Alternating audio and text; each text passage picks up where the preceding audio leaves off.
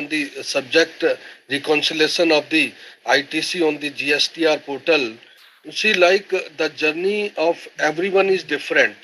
Some of you, the participants, students, may be working with the smaller or the getting the articleship with the smaller firms.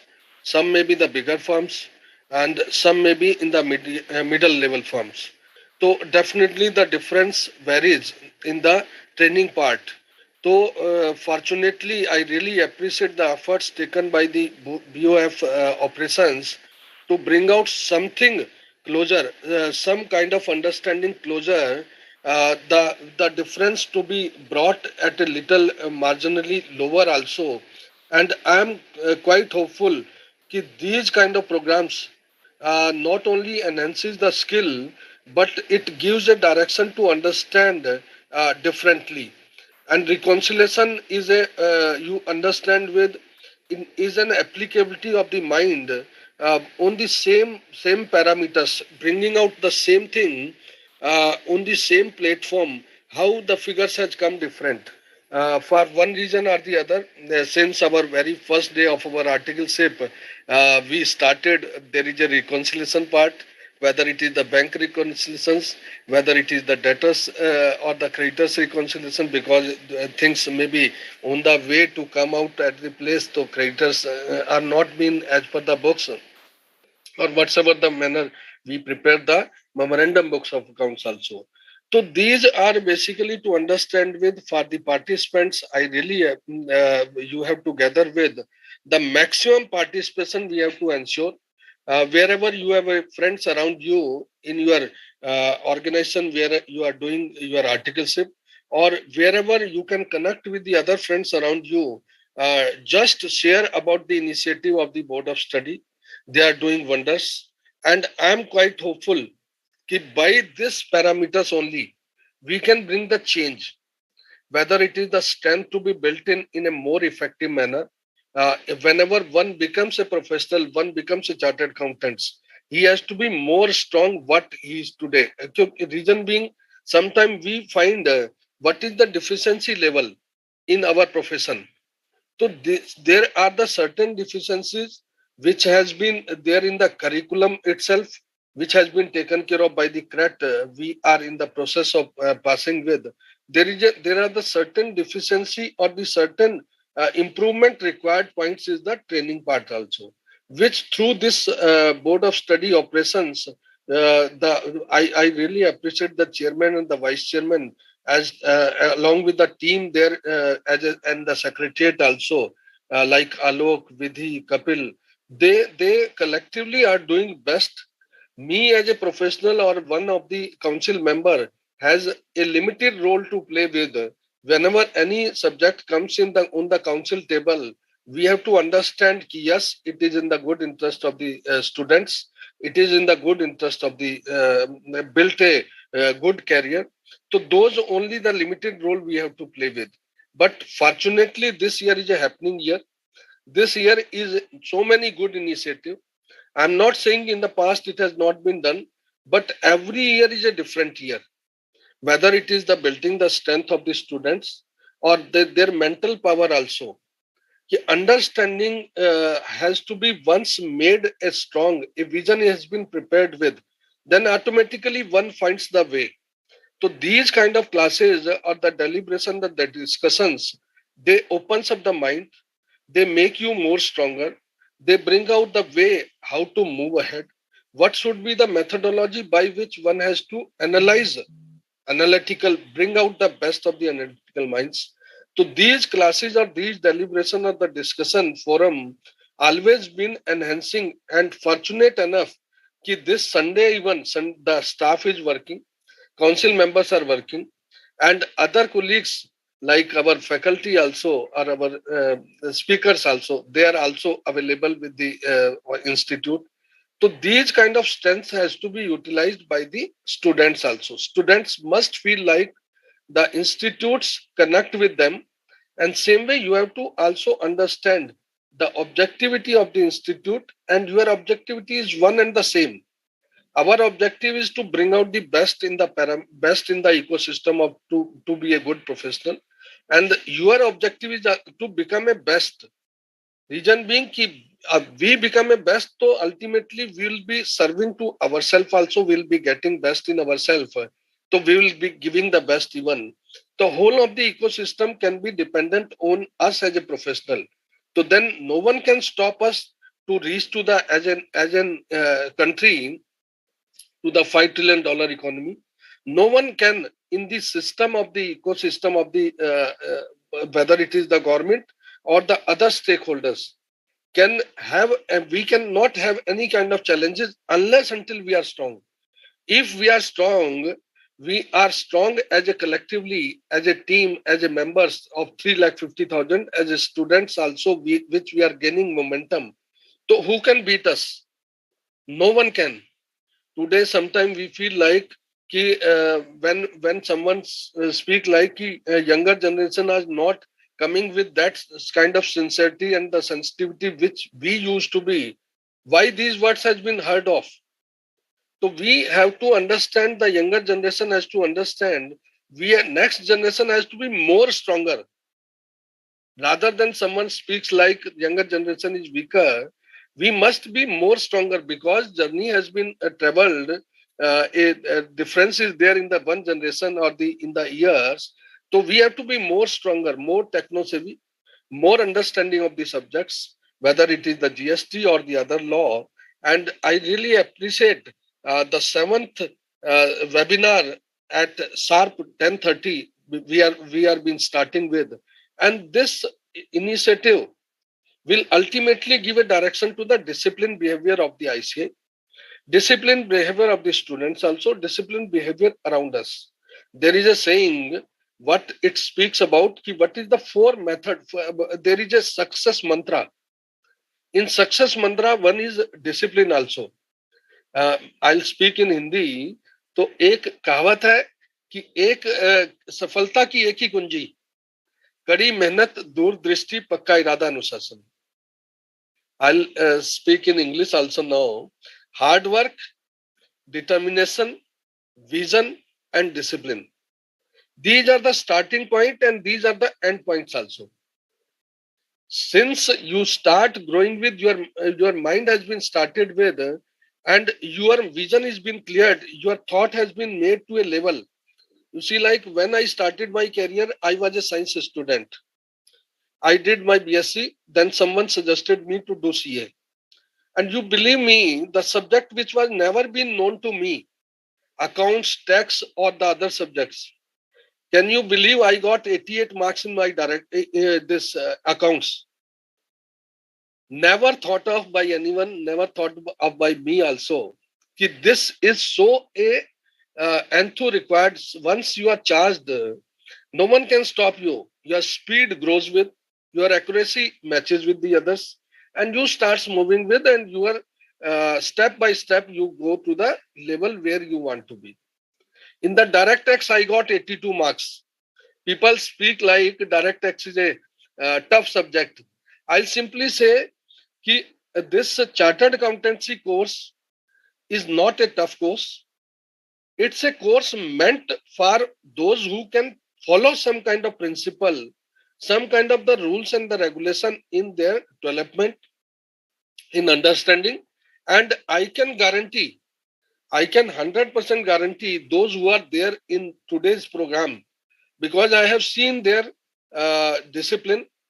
They may be dedicated towards their journey of learning, and they will be getting best support from their own organization also, because always been there, whosoever is a person having a killing spirit, the others also take care of them. Your principal also take care of you.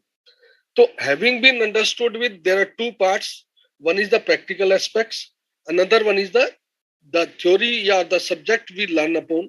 If combined together, and integration of both these things make us a good professional once we qualify with. And I wish the students who have joined today or those who could not join it, they will be doing wonders and they'll be getting best out of the programs organized by the BOS operations. Thanks to our chairman Sushil Goyalji and my friend in front of me, as a vice chairman of the committee, Sridhar Mupala also, and to the faculty around us, Girish ji and Fani ji, and the team there at the secretariat also, Alok, Vidhi, and the Kapil, for inviting me here today. And I'm quite hopeful that this kind of programs will continue to be there, and this program will be for the betterment of the our students and bringing out best of the students in them. With these words, I once again congratulate the students also, and I'm hopeful their journey will be brighter in the time to come. They'll be a good professional. They'll be taking care of themselves, their family, and the friends around them. Simply said, if one becomes a chartered accountant in a family, it's not oneself is cured, their family is cured, and their surroundings are also get motivated out of one chartered accountant in a family. So this kind of and if it one is from a small village even, so many get motivated from that particular village also. So thank you all, thank you very much. Thank you, Hans Bhai. Student, let me introduce you the first speaker of the day, Mr. Girish. Girish is a senior most chartered accountant from Pune. He has a consulting services not only spread in the country but also to the UAE and all. And he is also recognized as the best speakers by our Indirect Taxes Committee of ICI. I'm sure that the students will be benefited a lot. Thank you, Girish sir, for being a part of today's program. Over to you now.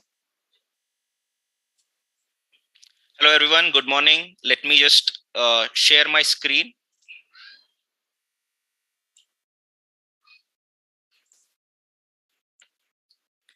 Can you please confirm whether my screen is visible or not? Yes, visible. Okay, so let's start. At the outset, I would like to thank Institute of Chartered Accountants of India for giving me this wonderful opportunity to interact with dear students.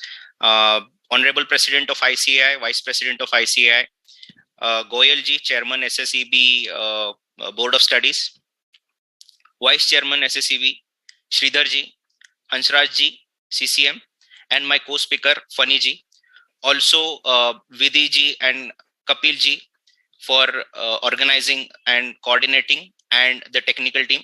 Thank you so much. What is this? I mean, a different level of energy I can see. More than 500 students attending here right now on a Sunday morning. Means few of them would be hustling throughout the week. They're doing their articleship, completing due dates, working on different projects, and still all of them are here so that they will learn few new things. They will improve their skills. That is, I think, best investment that they can do. I mean, this can happen only with one professional coaching institute, and that is Institute of Chartered Accountants of India.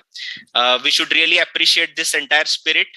And on that note, I would like to start my session, which is a technical session number 7, that is reconciliation of input tax credit on GST portal. This session is divided into 2 parts. Part number 1 that will be covered by me, which includes information related to GSTR 2A and GSTR 2B, and the remaining areas, that is reconciliation and GSTR 3B and input tax credit, that will be covered by my co-speaker Fani ji. So before we actually start with the technicalities of GSTR 2A and 2B, one important aspect that we need to understand is that why GSTR 2A and 2B? As we are pursuing this professional course of CA, one important thing that one should note is that asking questions, asking why. So asking why GSTR 2A and 2B is worthwhile here. So let me tell you, GSTR 2A and 2B, these are the answers to few of the questions. Now, what are those questions? It is very pertinent to first understand. GST is an indirect tax, and in any indirect tax is based on a basic value addition taxation concept. We all know what is a value addition taxation concept. We know that the value addition chain, starting from manufacturer, distributor, wholesaler, retailer to consumer, and how those taxes are passed on to the ultimate consumer through this value addition taxation system. So this passing of benefit from one tax chain to another tax chain, means from manufacturer to the distributor to the wholesaler to the retailer and to the ultimate consumer, is a key feature of any indirect tax system. And it is very important that this passing of taxes is ensured properly and appropriately in order to ensure the success of any indirect tax system. So in order to have GST implemented properly, running successfully across our nation, that is India, it is very important that this passing of credit is happening through a very organized mechanism. And for that, we need invoice level matching of input tax credit. I'm assuming that few of the basic concepts you are aware of, you have learned during your professional courses, something like very basic concept of input tax credit. So I'm assuming that you know few of these things, and I'm delivering my session. And to ensure this invoice level matching is happening correctly, there has to be some mechanism in the system, and that mechanism, my friend, is GSTR 2A. And why GSTR 2B? Because there are certain flaws in GSTR 2A. GSTR 2B was required to be introduced. We are going to understand all these concepts in detail today, whatever I have discussed just in a minute's time, but this was required in order to understand why there should be GSTR 2A and GSTR 2B. So we will quickly understand the value addition taxation model. I'm not going to dwell upon this concept for a long time because I'm assuming that you're already aware of these things. So there is a supplier A, there is a recipient B. A is supplying goods to B. The basic price of the goods is rupees 100. I'm assuming the rate of tax is 18%. So GST would be naturally rupees 18. So the total invoice raised by Mr. A to Mr. B is of rupees 118. So whenever A is issuing an invoice of 100 plus 18, what A is doing? A is keeping those 100 rupees received from Mr. B with him and remitting the 18 rupees tax, which is recovered from B to the government.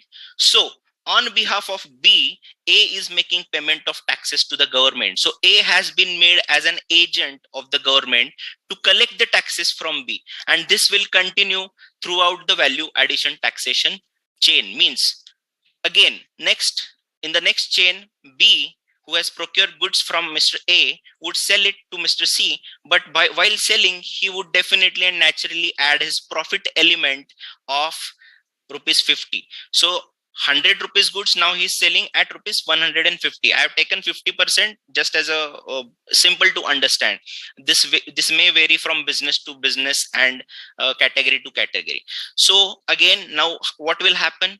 B will sell goods to Mr. C at basic rupees 150, but at the 18% he will levy GST of rupees 27. The total price would be 177. Now what will happen? B, ideally, what should happen?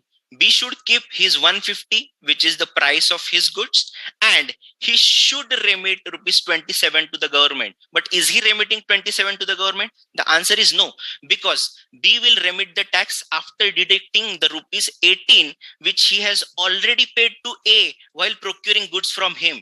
So he will deduct that 18 rupees from the 27 rupees which are received from C, and only balance 9 rupees he will remit to the government. Now what is happening here, students? Please try to understand this particular concept, because everything that we are going to discuss during the today's session is depending upon whether you understand this value addition taxation concept or not. So he is only remitting the differential tax to the government, assuming that Mr. A, from whom Mr. B has procured the goods, has remitted the tax which is paid by B to A, that is rupees 18 to the government. So this is a basic understanding which is a part and parcel of any value addition taxation system. So if you combine the entire example, I mean, if you continue this from distributor to wholesaler, wholesaler to retailer, retailer to consumer, what is happening? Let's try to understand. We have seen that A to B, 100 rupees, 18 rupees is collected as tax. A remits the tax, 18 rupees to the government. Then B to C, that is distributor to wholesaler, 150, 27 is recovered from the wholesaler, but 18, which is already paid to the manufacturer, is deducted, and only 9 rupees is remitted to the government. And this chain continues, means wholesaler sells it to the retailer at rupees 200, 18% tax is 36. So he will deduct the 27 rupees which he has already given to the earlier chain and pay the differential to the government, that is 9. So if this continues till the consumer level, then retailer to consumer, the price of the commodity is rupees 250. On that 18%, that is 45 rupees is recovered from the pockets of the consumer to the retailer, but retailer would pay only 9 rupees because he has already remitted rupees 36 to the earlier chain. So what is happening, my friends? How much revenue government is getting in this particular case? 18 plus 9 plus 9 plus 9, that is 45 rupees is the total revenue that is collected by the government in this entire chain mechanism. And how much amount is going from the pockets of the consumer? That is again rupees 45. Is it magic? No, it is not magic. It is pure logic, because the tax is ultimately recovered from the pockets of the consumer. But what I want you to understand here is that at every value addition taxation chain level, at every level, the assumption that is being made is that the earlier chain owners are depositing the taxes, those are recovered to the government. So that is the basic understanding which is made in this entire value addition taxation mechanism. Now, how to ensure that my earlier chain owner has remitted the tax to the government? For example, here when distributor is selling to the wholesaler, he has recovered 27, but what is the amount that he is paying to the government? Only 9, because here one assumption is made by the distributor that whatever he has paid, that is 18 rupees to the earlier chain owner, that is manufacturer, that manufacturer has deposited it with the government. Now, how should the distributor ensure that actually the manufacturer has remitted the funds to the government or not? Because there are two possibilities, or maybe multiple possibilities. Possibility number one, manufacturer has actually paid the 18 rupees to the government. Possibility number two, manufacturer has not paid the amount of 18 rupees to the government. And there are various other possibilities, like manufacturer has partially paid the amount to the government. So all these possibilities are there. And to ensure the distributor, to ensure the distributor that whether your supplier, means manufacturer, has actually paid the taxes to the government, there has to be some mechanism in the system. And that mechanism is nothing but our statements in GSTR 2A and GSTR 2B. Now, this is the conceptual level understanding of the matching concept. Now, if we go to the provisions of GST law, then you will see that there are various conditions to avail the input tax credit. Means input tax credit, again I'm taking you to the earlier screen. Here, when I'm deducting 18 rupees from my tax liability, what am I doing? I'm availing input tax credit benefit. I'm availing the benefit of taxes paid to the earlier chain, means manufacturer here. So this is called as input tax credit availment. So for input tax credit availment in GST law, there are certain conditions. So what are these conditions? We know that there are multiple conditions. One should have a tax paying document, means for example a tax invoice or a debit note. Then the goods should be received or services should be received by the recipient. Then there is a restriction based on the supplier furnishing the information in GSTR 1. Then there should be tax payment by the supplier to the government, and the claimant should file the GSTR return, that is GSTR 3B. But today what we are going to concentrate on, because we need to have a clarity over the concept of GSTR 2A and GSTR 2B, what are we going to concentrate on is the condition number 4 that you see on the screen, that is restriction on invoices not uploaded by the supplier in GSTR 1. Means I'm again taking you back to the earlier screen. Here we have discussed two possibilities. The manufacturer has recovered the tax of 18 rupees from distributor, but has paid to the government, but has not paid to the government, has partially paid to the government. All those possibilities are there. On that basis of those possibilities, there is a restriction on the claim of input tax credit by this particular distributor. Means government says, are you availing a credit of input tax credit of 18 rupees? Distributor says yes. Then the government says you need to have certain restrictions based on the actions of your supplier, that is manufacturer. So what are those restrictions? Those are explained in the Rule 36.4. Now please also note one important fact, that in the Finance Act 2022 there have been several amendments proposed to these mechanisms. Okay, we will if time permits, we will just run through those amendments also, but it is very pertinent to understand two important aspects, that this entire matching concepts means, in our example, whether manufacturer has paid the tax to the government, whether he has shown that the tax has been passed to this distributor or not, there was some mechanism put in the GST system. Now if we observe the GST system, there was a proposed GST system when the GST law was launched, and there is actual system which is working in the current GST regime. So what was proposed system? Quickly we will understand, so that we will in a better manner to appreciate what is the current system. So we all know that there is a GSTR1. Okay, so GSTR1 will give the details of all the outward suppliers by the supplier.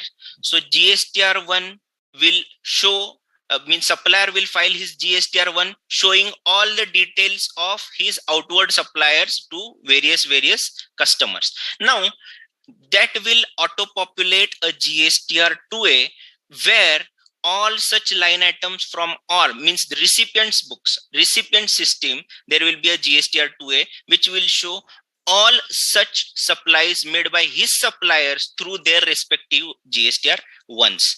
Now in the proposed GST system, I'm stressing on this word proposed GST system, because this was never made operational. This was in the books, in the law, but this was never made operational. There were certain difficulties in making it operational, but let us understand what was the system first. So there was an option given to the recipient whether to accept such ITC passed on by the supplier through their GSTR1 appearing in GSTR2A. So either accept it or reject it or modify it, and that once recipient accept it, that would become a GSTR2 for the availment of ITC. Then what will happen if there are any additions or modifications done? For example, if A supplies goods of ₹100 to B and tax on it is 18 rupees, but by mistakes instead of 100 he shows 10 rupees, then definitely his tax would get reduced to that proportion. So the recipient would say, no, this is not my credit. I should get credit of 18 rupees, not 1 rupees 80 paisa. This is a mistake. So I will edit it and send it back to the supplier. That would be his GSTR1A. So in the supplier's return system, there would be auto-populated GSTR1A, which supplier will check and realize that, oh, there was a mistake from my side while filing my GSTR1. Instead of 118 rupees tax on it, I inserted 10 rupees and 1 rupees 80 paisa as a tax. So let me correct this mistake and I will accept my new GSTR1, which will again get populated to my recipient as a GSTR2. So there was, if you try to understand the crux of this entire story, you would realize that there was an option given to the recipient to accept the credit passed on by the supplier, or to reject the credit passed on by the supplier, or to modify the credit passed on by the supplier. And in the actual system, how it is happening actually, so there is GSTR1 filed by the suppliers for their outward supplies, that is getting populated, auto-populated as GSTR2A for the recipients in their system, and there is only one option to the recipient to accept it. There is no option to edit it, reject it, or delete it. So what is happening technically? There was a system mechanism proposed. That system will ensure, means through the system, people will ensure that the right credit is passed on by the supplier to the recipient. But now what is happening here? What will happen? Instead of 100, if the 10 rupees is the invoice which is passed on, what will happen? The recipient will call up the supplier, request him, sir, आपने ये क्या किया है? आपने गलती किया है. Instead of 100 rupees, आपने 10 rupees insert किया है. He will say, okay, I will modify in the next GSTR1. Like that, the system is currently working. So whatever is appearing in my GSTR2A, I have to accept it right now as eligible ITC. So this is the difference between my proposed system of passing of GST credit to the actual system of passing of GST credit. Now, what is happening here? Here, there is an invoice level matching. Means all my suppliers are filing their respective GSTR1. All such credits are appearing in my GSTR2A. I am matching it technically and taking up the eligible input tax credit for my setting of my liabilities. Now, again, initially from 1st July 2017 to 8th October 2019, as the GST law was very new, there was no express provision to claim ITC with matching concept. So whatever is the ITC calculated by the recipient based on the invoices received from supplier, he used to avail it as input tax credit. But what happened on 9th of October, there was one rule which was introduced by a government, that is rule number 36 sub rule 4.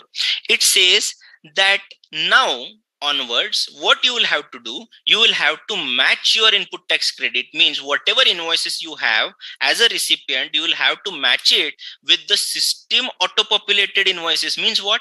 Means your suppliers are filing your GSTR1, which are getting auto-populated in your GSTR2A. You please match it with your physical invoices so that there is a proper claim and no undue claim is taken by the recipient. So that was the intention of rule 36.4. Now what happened, as this rule was new and people were not habitual of this invoice level matching, they kept a threshold of 20%. Means they said whatever is matching, it's okay, but you can additionally have 20% if certain invoices are not matching, but the claim should not go beyond your actual claim. So that was the relief, kind of a relief which was given, because this rule and this matching mechanism was little bit new at that time, and people, taxpayers were not habitual for such kind of a matching mechanism. So from 9th October till 31st December, that additional over and above percentage was 20%, which was given as a relief. That got reduced from 120% to 110% from 1st January 2020 till 31st December 2020, and thereafter from 1st January 2021 till 31st January 2021, again it got reduced to 105%. And my dear friends, from 1st January 2022, government says nothing doing, no over and above limit will be made available to you. What you are supposed to claim is only the credit which is appearing in your GSTR2A, or for that matter GSTR2B. Sir, why are you saying 2A and 2B both the things? Give me some time, I will explain you why I am saying GSTR2B also, because there are certain flaws in GSTR2A. There is a new form which is GSTR2B. What are the flaws? Why that form is different? How that form is different? We will discuss everything. So now what is happening? Now we have to do the invoice level matching. Let us try to understand this with an illustration.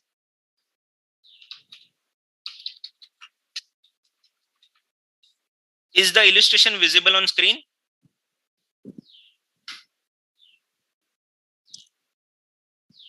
Yes, sir. Yes, sir. It is. Excel sheet is open, right?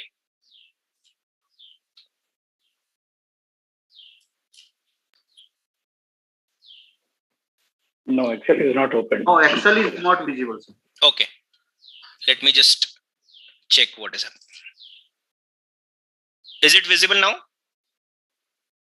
Yes, sir. Yes, sir.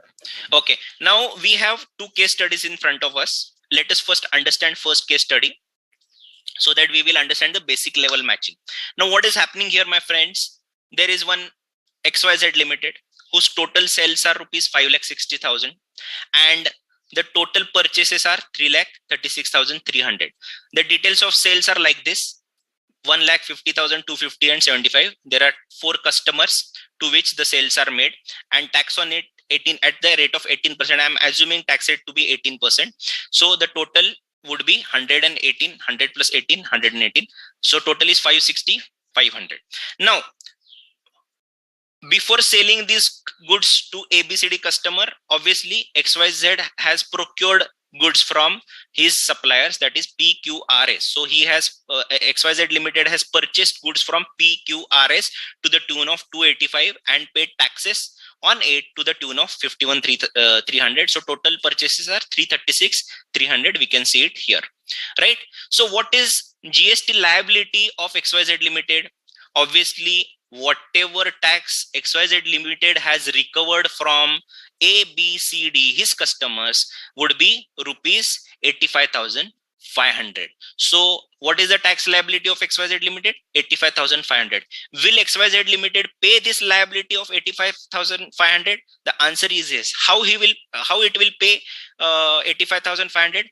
First, by utilization of input tax credit, means taxes paid by XYZ Limited on the purchases from 4 suppliers, that is PQRS. So what are those taxes? 51,300.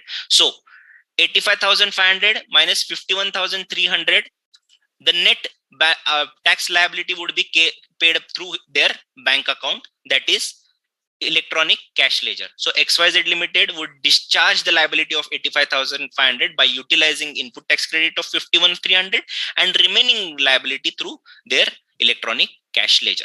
Now, this what we have done here is that we have availed the tax, means ITC, based on the invoices of my suppliers, PQRS. Now, after introduction of Rule 36(4), what is happening? What are we supposed to do? We are supposed to do now invoice level matching. Now, how this invoice level matching would work? Let us take the same example. What would change if we apply the matching concept here? We will try to understand. So A, B, C, D, 4 customers, liability remains the same, 85,500. Only fact that we need to check is that out of 51,300, means out of these 4 suppliers, whoever has filed their GSTR1 and GSTR3B, means once they file their GSTR1, the credit that is passed on by them would appear in my GSTR2A. So let's assume that P has successfully filed his GSTR1, the credit is appearing in my GSTR2A. Same is Q, same is with R. But Mr. S could not file his GSTR1. Also, he could not pay his tax liability in GSTR3B. So as the GSTR1 is not filed, GSTR2A in my GST network is having no entry related to S. So only tax which is appearing is these 3 are related to these 3 invoices, that is 43,200. So what is the matched ITC? The matched ITC is only to the tune of these 3 suppliers. What is unmatched ITC? Unmatched ITC is the ITC, means tax paid on this particular supplier who has not furnished his GSTR1. So there are now 2 credits. One is matched credits and other is unmatched credits. So government initially said that on the match credits, you can maximum avail match credits 100% plus 20% of match credit. So that was the initial rule, which reduced to 110% and then again got reduced to 105%. I have taken the 105 example. So 5% in addition to this 100% means 43,200 into 5%, जो भी amount है, we'll have to add it to 43,200, which will give you 45,360. So that is the eligible ITC and not 51,300, which was in the original illustration. So do you understand the difference? That with the matching concept in place, the ITC claim would be reduced, because now we will always check that whoever suppliers have actually filed your GSTR1, which are the suppliers who have actually paid the taxes to the government, and then only will allow the input tax credit to you. So this example was to just make clear as to what are the how the matching concept actually works. So let me again go back to my presentation. Okay, now where do we find, where this XYZ Limited will find that whether their PQRS, their supplier, have actually uploaded the GST, the invoices related to XYZ Limited or not? So the place to check it is, my friends, GSTR2A and GSTR2B. Sir, why 2 forms? We'll come to that. First, let us understand how this form works. GSTR 2A, or for that matter GSTR 2B, is an electronic statement which is made available on the GST network. Once you log in, they will give you all the details of all invoices which are furnished by suppliers in their respective GSTR 1s. So it may be GSTR 1, it may be GSTR 5 for non-resident taxable person, it may be GSTR 6 for input service distributors, or it may be data which is coming from IceGate. So IceGate means whatever taxes paid at the time of importing of the goods inside the India. So at that time, IGST paid would be reflected, would be captured from the IceGate portal. So all such details would appear in GSTR 2A and GSTR 2B. So why 2A and 2B? Now, initially they said that you should match the credit as per the mechanism of rule 36.4 in GSTR 2A. So what was it? Obviously, you know that there is a due date for filing GSTR 1. So for example, if any month's GSTR 1 is to be filed in the next month's, up till the next month's 11th. Okay, so ideally the credit would be eligible if the GSTR 1 of any month is filed up to 11th midnight of the next month. So that would decide as to how matching needs to be done. But what will happen if the return is filed after the midnight of 11th? That would be a belated return, but still it is a return. So now the question is whether that credit is appearing in GSTR 2A or not. The answer is that GSTR 2A, being a dynamic system, it used to get updated whenever my suppliers are filing their GSTR 1s. For example, January 2022 is the month for which my supplier has not filed the return up to May 2022.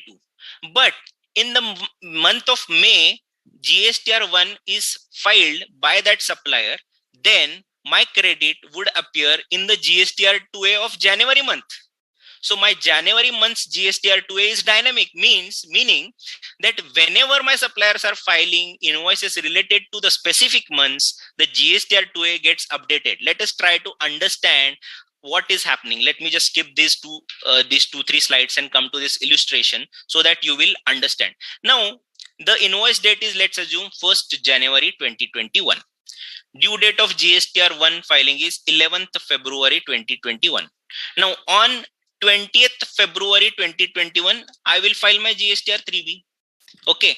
And I will claim my ITC.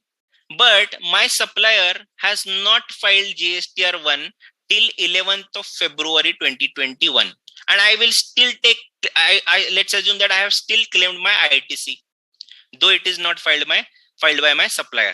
So let's assume that authorities are working so efficiently that on the next day, they issue me a notice that whatever you have claimed is wrong because your supplier has not filed the return. So I call up my supplier.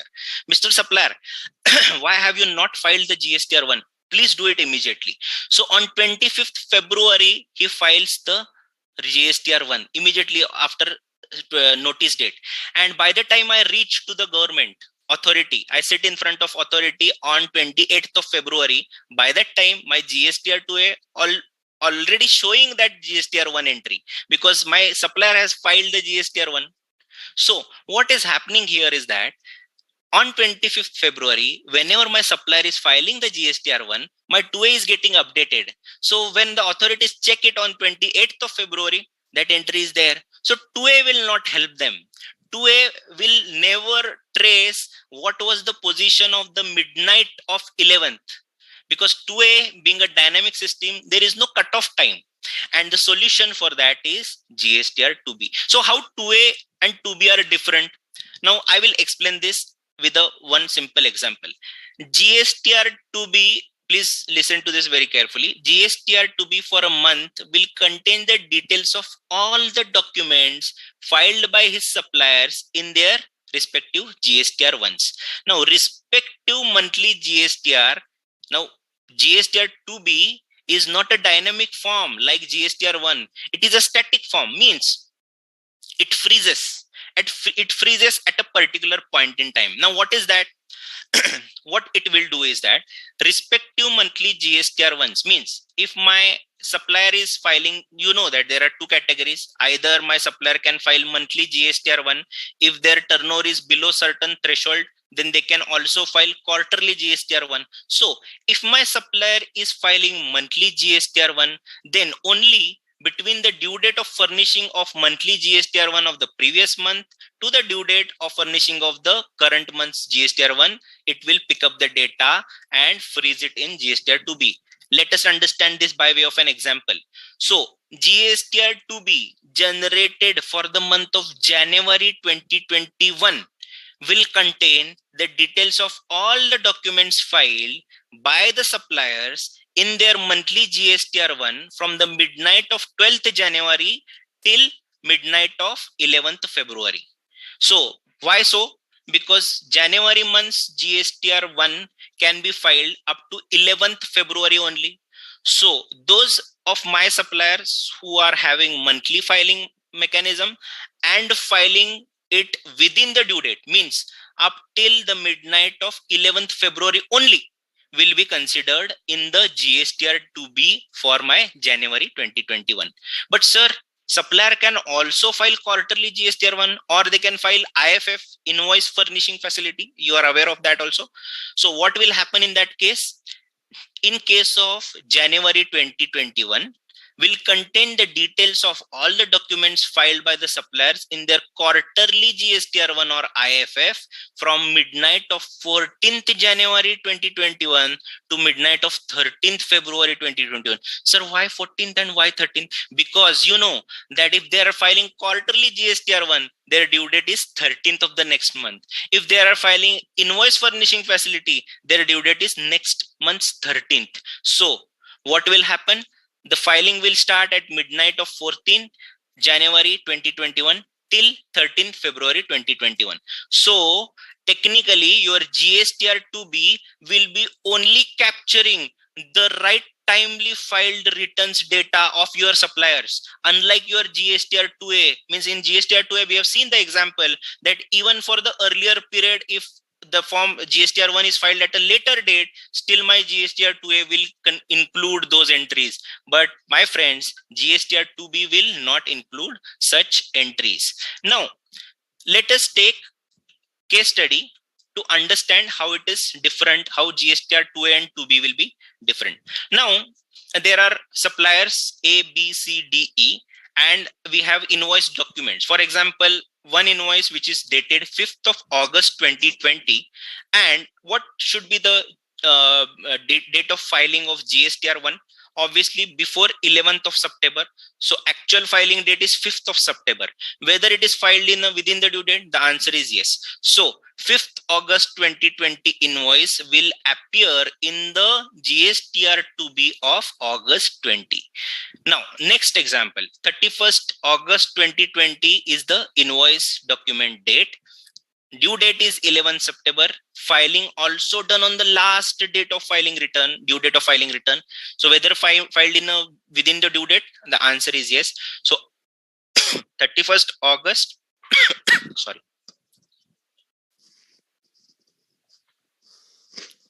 31st August, 11th September, 31st August means August invoice date would appear in the GSTR2B of August. So it is proper appearing.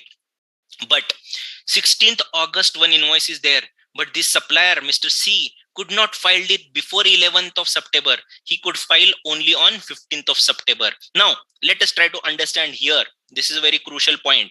Let us try to understand the difference between 2A and 2B. Now in my GSTR2A, whenever he's filing the GSTR1, means on 15th of September, in my August GSTR2A, this entry will appear because 2A is dynamic. Whenever I'm filing my supplier is filing the return, it will appear in my GSTR2A. So in my GSTR2A, it will. But whether the entry will appear in my GSTR2B, the answer is no. 2B being a very static kind of a form, it actually closed down on 14th 13th of midnight 13th of the September. So it will not appear, 16th August will not appear in the GSTR 2B of August month, but it will appear in the next month's GSTR 2B. So it will appear in the September month's 2B. Similarly, 15th July 2020 is the date. 5th September is the date of filing. So August 2020, it will appear in the month of August 2020, but not in the month of July. 31st, now this is a previous year, let's assume invoice is there. So 31st March 2019 is the invoice document date, and GSTR 1 is filed on 5th September 2020. It will appear in the month GSTR 2B of August, though in my GSTR 2A month would be March 2019, my GSTR 2B month would be August 2020. So that is the basic difference between GSTR 2A and GSTR 2B. Now, which types of credits are appearing in GSTR 2B? First, normal input tax credit. Okay, business to business means registered person transferring credit to registered person. Then ISD, input service distributors credit. Then data from IceGate, that is import of goods, and import from SEZ. All these details are captured by GSTR 2B. In addition to this, there is a smart analysis done by GST network. What is that? This is again one differentiating point from GSTR 2A. Now, a smart analysis by GST network means it categorizes whenever the data is appearing in GSTR 2B. We will quickly see how data actually appears in the GSTR 2B form also, and I will show how to see it on the GSTN portal also. But let us understand this important concept, which is different in GSTR 2B compared to GSTR 2A. What is that? GSTN does the analysis and categorizes which ITC is available to the recipient and which is not available to the recipient. How? GST network itself calculates ITC which is not available to the recipient. How? There are two categories. Category number 1, invoice or debit note for supply of goods or services or both, where the recipient is not entitled to input tax credit as per the provisions of section 16(4) of CGST Act 2017. Now, what is section 16(4)? We know that the input tax credit, now this section is already challenged in various high courts, but let's not go into the legality of this section. Let us try to understand the implications of this section. So 16(4) says that you have to avail input tax credit before certain period of time. So for this financial year, you can maximum claim the input tax credit up to the next year's September month's return filing due date. So now what happens here? If GSTN identifies the document date of a particular invoices which is beyond this particular time limit, which is specified by section 16(4), it will categorize separately such documents and say that ITC is not available in respect of such invoices. So this is a smart analysis done by GST network. Second category, invoice or debit note where the supplier means GSTIN of the supplier and place of supply are in the same state while recipient is in another state.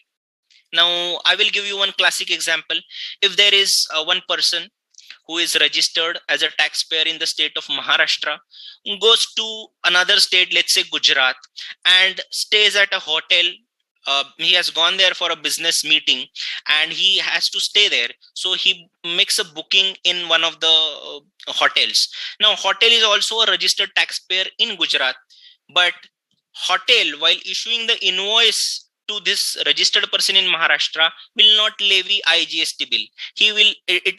That hotel will levy CGST and SGST. Why? Because there is as per place of supplier rules, specifically when the service is related to real estate, means immovable property, then in that case, the place of supply will be the location where that immovable property or real estate is situated. So the place of supply is also Gujarat. So there will be CGST and SGST. Now, GSTN of this recipient is of Maharashtra, but the taxes levied by the supplier are CGST and SGST of Gujarat.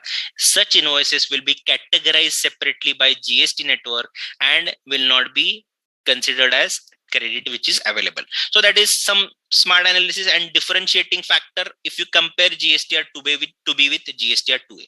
Now with this basic understanding of GSTR 2A, GSTR 2B, how the data is getting captured into GSTR 2A, 2B, let us try to see how to view these forms on GST Common Portal. First, whenever I've just removed certain references because some of the confidential information I cannot show it. So once you log in, this screen appears. On that, in the services tabs, you go to the return dashboard.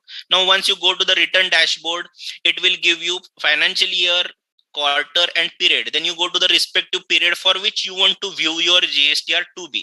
So you go to, let's say, March of 21-22. So you select this drop down March and then click on search. It will show you all the returns related to the period of March 2022, which include GSTR 2A, 3B, 2B, GSTR 1, 2A, 3B, 2B, all those returns. Now, if you want to view the GSTR 2B, now 2A, 2B, technically the same thing is appearing, only a little bit of differences that we discussed in this particular session. Now, if we click on the view button, it will show you something like this. This is the form. I think a little difficult to, from the visibility angle, but I will explain you. As I explained you, ITC available and ITC not available as per the smart analysis done by GST network, it will show you the data into various categories, all other ITC, inward supplies from ISD, inward supplies for reverse charge, import of good, etc. Categorically, it will show you all the things. Now, if we go to the, let me just share another, if you go back, here there is also option to download this GSTR 2B. How a GSTR 2B looks if we download, let me just open that file, just give me a moment.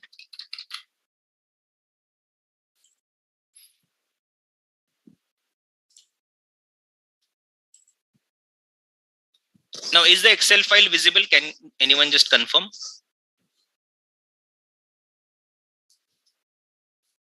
Yes, visible, sir.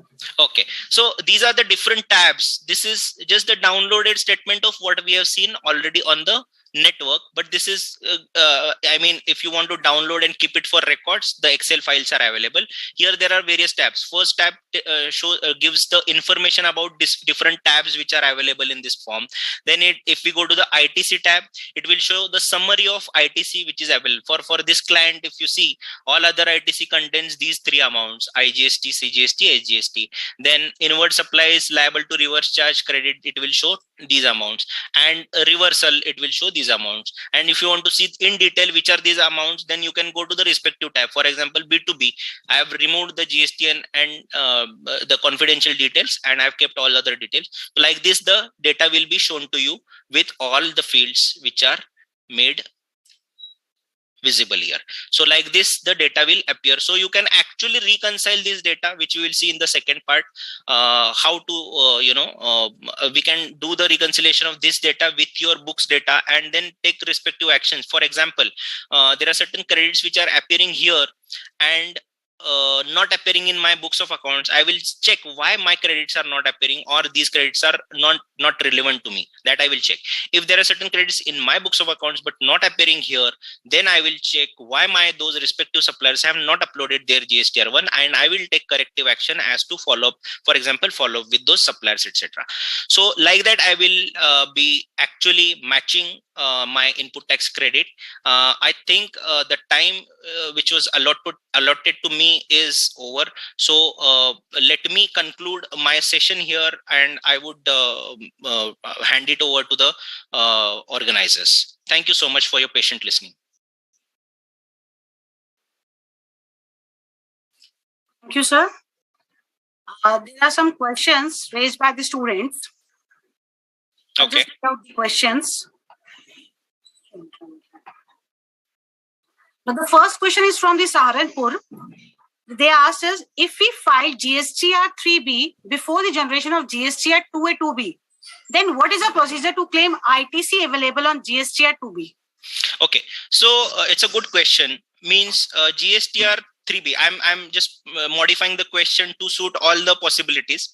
I'm filing GSTR 3B, not taking into consideration GSTR 2A or 2B. Let's assume that. Now, what is happening when I'm filing my GSTR 3B? I will see certain auto-populated figures there. Okay, these are not the final figures. You can modify those figures, but those are the auto-populated figures which are coming either from IFF, either from your GSTR 2B, or now there is a e-invoicing also. From e-invoicing also there are certain figures which are coming. So let's assume that there are 10 invoices which are coming to my GSTR 2A 2B, but I have done my own analysis and already filed my GSTR 3B, which actually includes only 5 invoices. So what I can do is those differential 5 invoices which I missed out while filing my GSTR 3B, I can claim it in the next period, provided that my section 16(4) time limit is not crossed. Means I can claim those invoices up till next year's September month's filing return.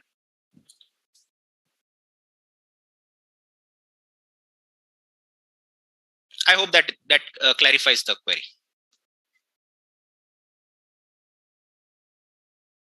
I'm muted. Thank you, sir. Next question is,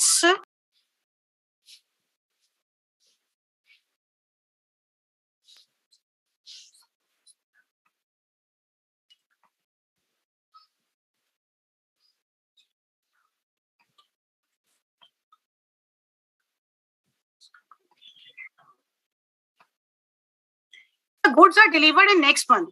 Such invoices are shown in 2B in previous month, as they were the sale of suppliers in such month. Then we should take ITC of such goods in which month? That is again a very nice question. Section 16 gives a preconditions for claiming an input tax credit. One of the condition is that the goods should be physically received before claiming the input tax credit. Means if the goods are in transit, or if the goods are not delivered, or if the goods are delivered in lots, etc., in that case the supplier, the recipient will have to wait up till the goods are received by him. So what is happening here? There is a difference between my 2B, because in my 2B the ITC would appear in the previous month wherever the invoice is raised by and shown by my supplier, but I'm receiving goods in the next month. So in my opinion, the input tax credit will be claimed in the next month whenever the goods are physically received.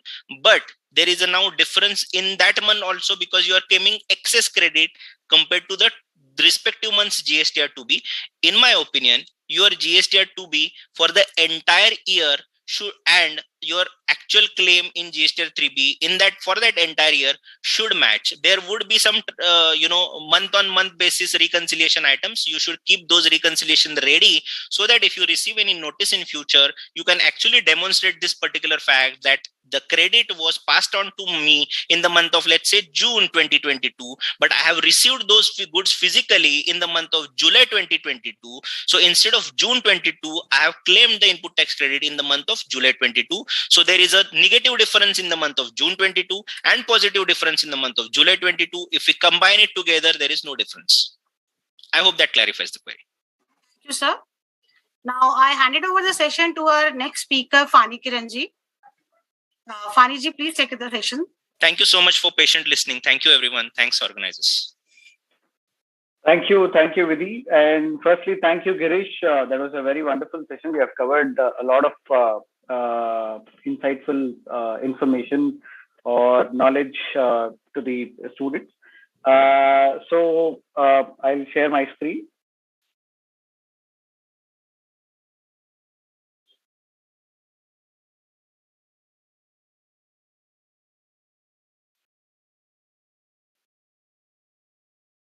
Is my screen visible?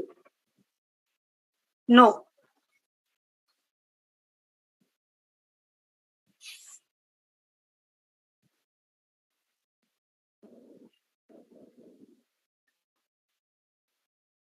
Yeah. Now? Yes, visible. Yeah. So good afternoon, everyone. So the first topic was covered on GSTR 2A and 2B. And the second topic is about how do we make the reconciliation. So the topics that we covered, we have specifically covered under reconciliation is, before doing any kind of a reconciliation, first we need to understand there are certain questions that are to be asked. So first thing, what is input tax credit? What are the conditions to avail input tax credit? What is ineligible input tax credit? And why is reconciliation required? And what is the legal backing or legal provisions that are relevant for reconciliation? And what are the issues that you face in the case of reconciliation? So with reference to the first topic, that is reconciliation of ITC, if you see the definition of input tax credit, my friend Girish have already explained it to you with a kind of an example of manufacturer, distributor, and and the final consumer. So input tax credit is something, at the time of purchase, okay, you bear some kind of a GST. So that GST, you take it as a credit, and you pass it on at the time of making your outward supplies. In the case of a manufacturer and a distributor, the manufacturer procures certain materials, manufactures the product. At the time of procurement, he pays certain GST to his suppliers that he can take as a credit, and the same can be set off against his output tax liability when he is making any supplies to the distributor. So it's as per GST law, it is a credit of input tax. What is input tax? If you see the definition of input tax has been defined as central tax, state tax, integrated tax, or UTGST, Union Territory GST, which is charged on supply of any goods or services or both made to a registered person, and which also includes IGST on import of goods and GST that is liable to be paid under RCM. In case of an RCM, maybe I'll just take a small example. There are certain list of the services on which the recipient has to pay tax under RCM.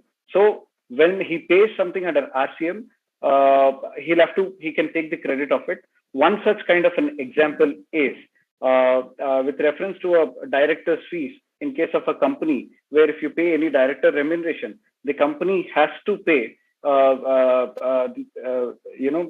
under a reverse charge mechanism and can claim credit under RCM.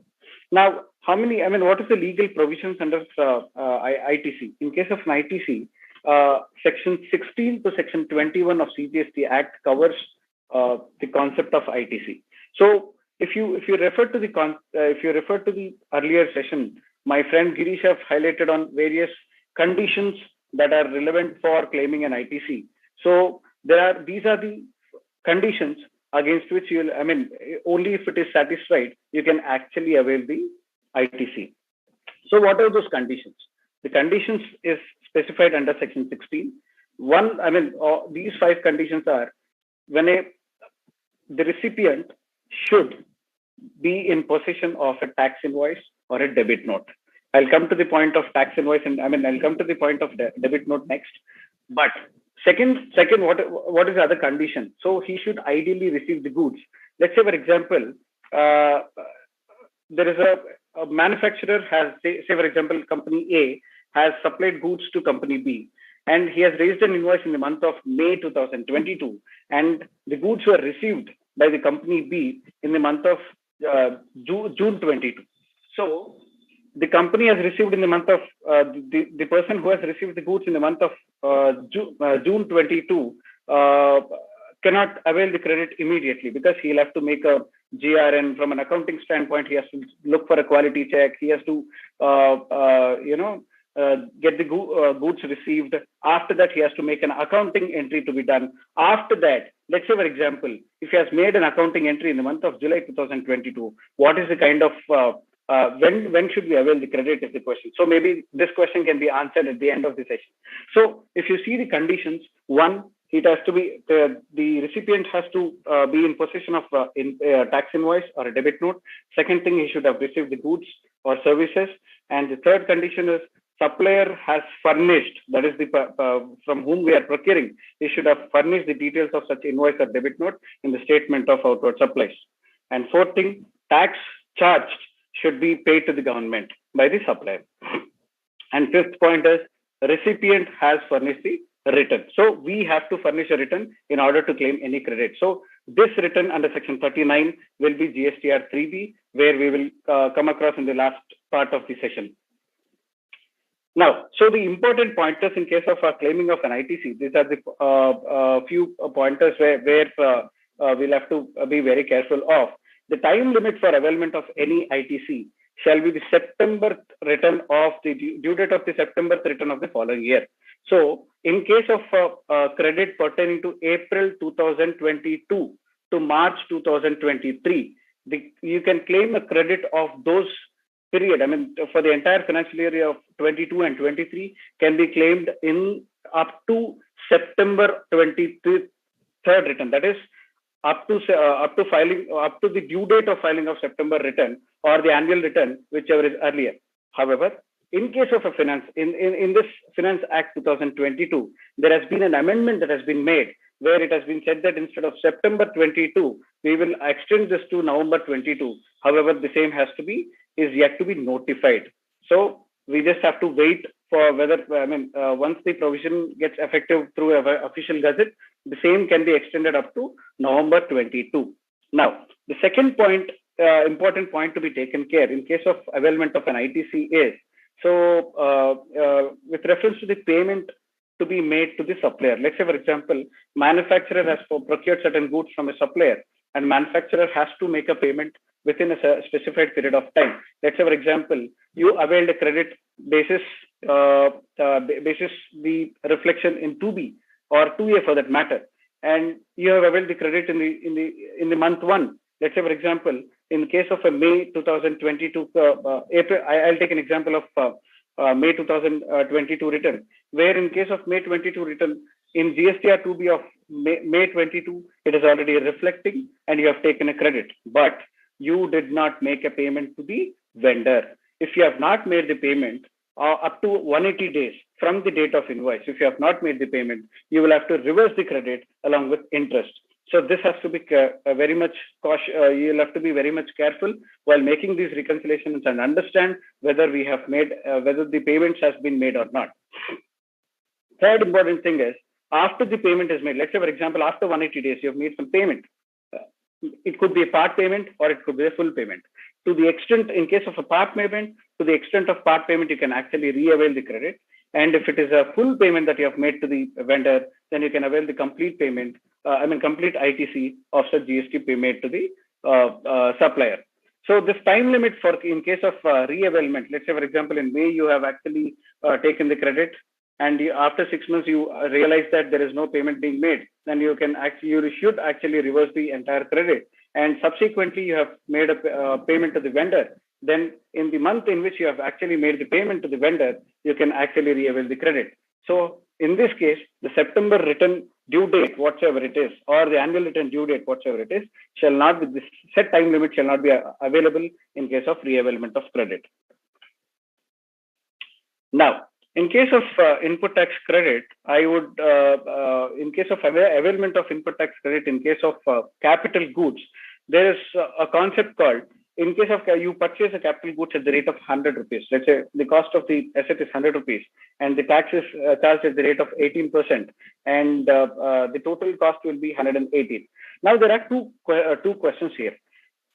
Sir, can I capitalize the entire tax element of the tax element of the GST portion to the cost of the asset? Then how do I take, whether will I be eligible to take the input tax credit? I would say input tax credit is not available. You cannot take the input tax credit of the tax portion that has been capitalized to the asset, because on another side, under the Income Tax Act, you are actually claiming a depreciation benefit on the entire cost that has been capitalized to the capital asset. So you will not be eligible to take the credit on the GST portion that you have that has been incurred or charged on the capital asset. Let's say these are the possible two scenarios. So if depreciation is charged only on 100 rupees, that is, you did not capitalize the GST portion to the cost of the asset, then if you have not capitalized, then ITC is available. If you have actually capitalized the asset and you are claiming a depreciation under income tax, then ITC is not available. So in case of input tax credit, the reason why we are actually discussing about input tax credit is, while making the reconciliation, you will have to understand the business of whether the business under, I mean, for which you are actually reconciling is actually using these credits for what purposes. This is very much important. If you are using for a business purpose, yes, it is ITC is available. If you are not using for business purpose, then ITC is not available. So for this, we have a rule called 42 and 43, which clearly specifies under for what all purposes the ITC should be available, and for what all purposes ITC should not be available. And rule 42 and 43, read with section 16 and read with section 36(4), talks about the reversal to be made in case if it is not used for if it is used for other than business purposes. Now, in case of these are the possible supplies where a manufacturer or a supplier of goods or whatever it is, he can make the following type of outward supplies. 1 is a taxable supply, 2 is a zero-rated supply, 3 a non-taxable supplies, 4 exempt supplies, and 5 nil-rated supplies. So what is zero-rated supply? Zero-rated supply is something called any supplies made to an SEZ unit is called zero-rated supply, and any exports made outside India is called zero-rated supply. So it is defined under section 16 of IGST Act. And taxable supplies are supplies which are taxed under GST, which are under the purview of GST. In case of these two supplies, if any credit or any purchases have been made against these supplies, then the ITC on those purchases shall be available. Sorry. In case of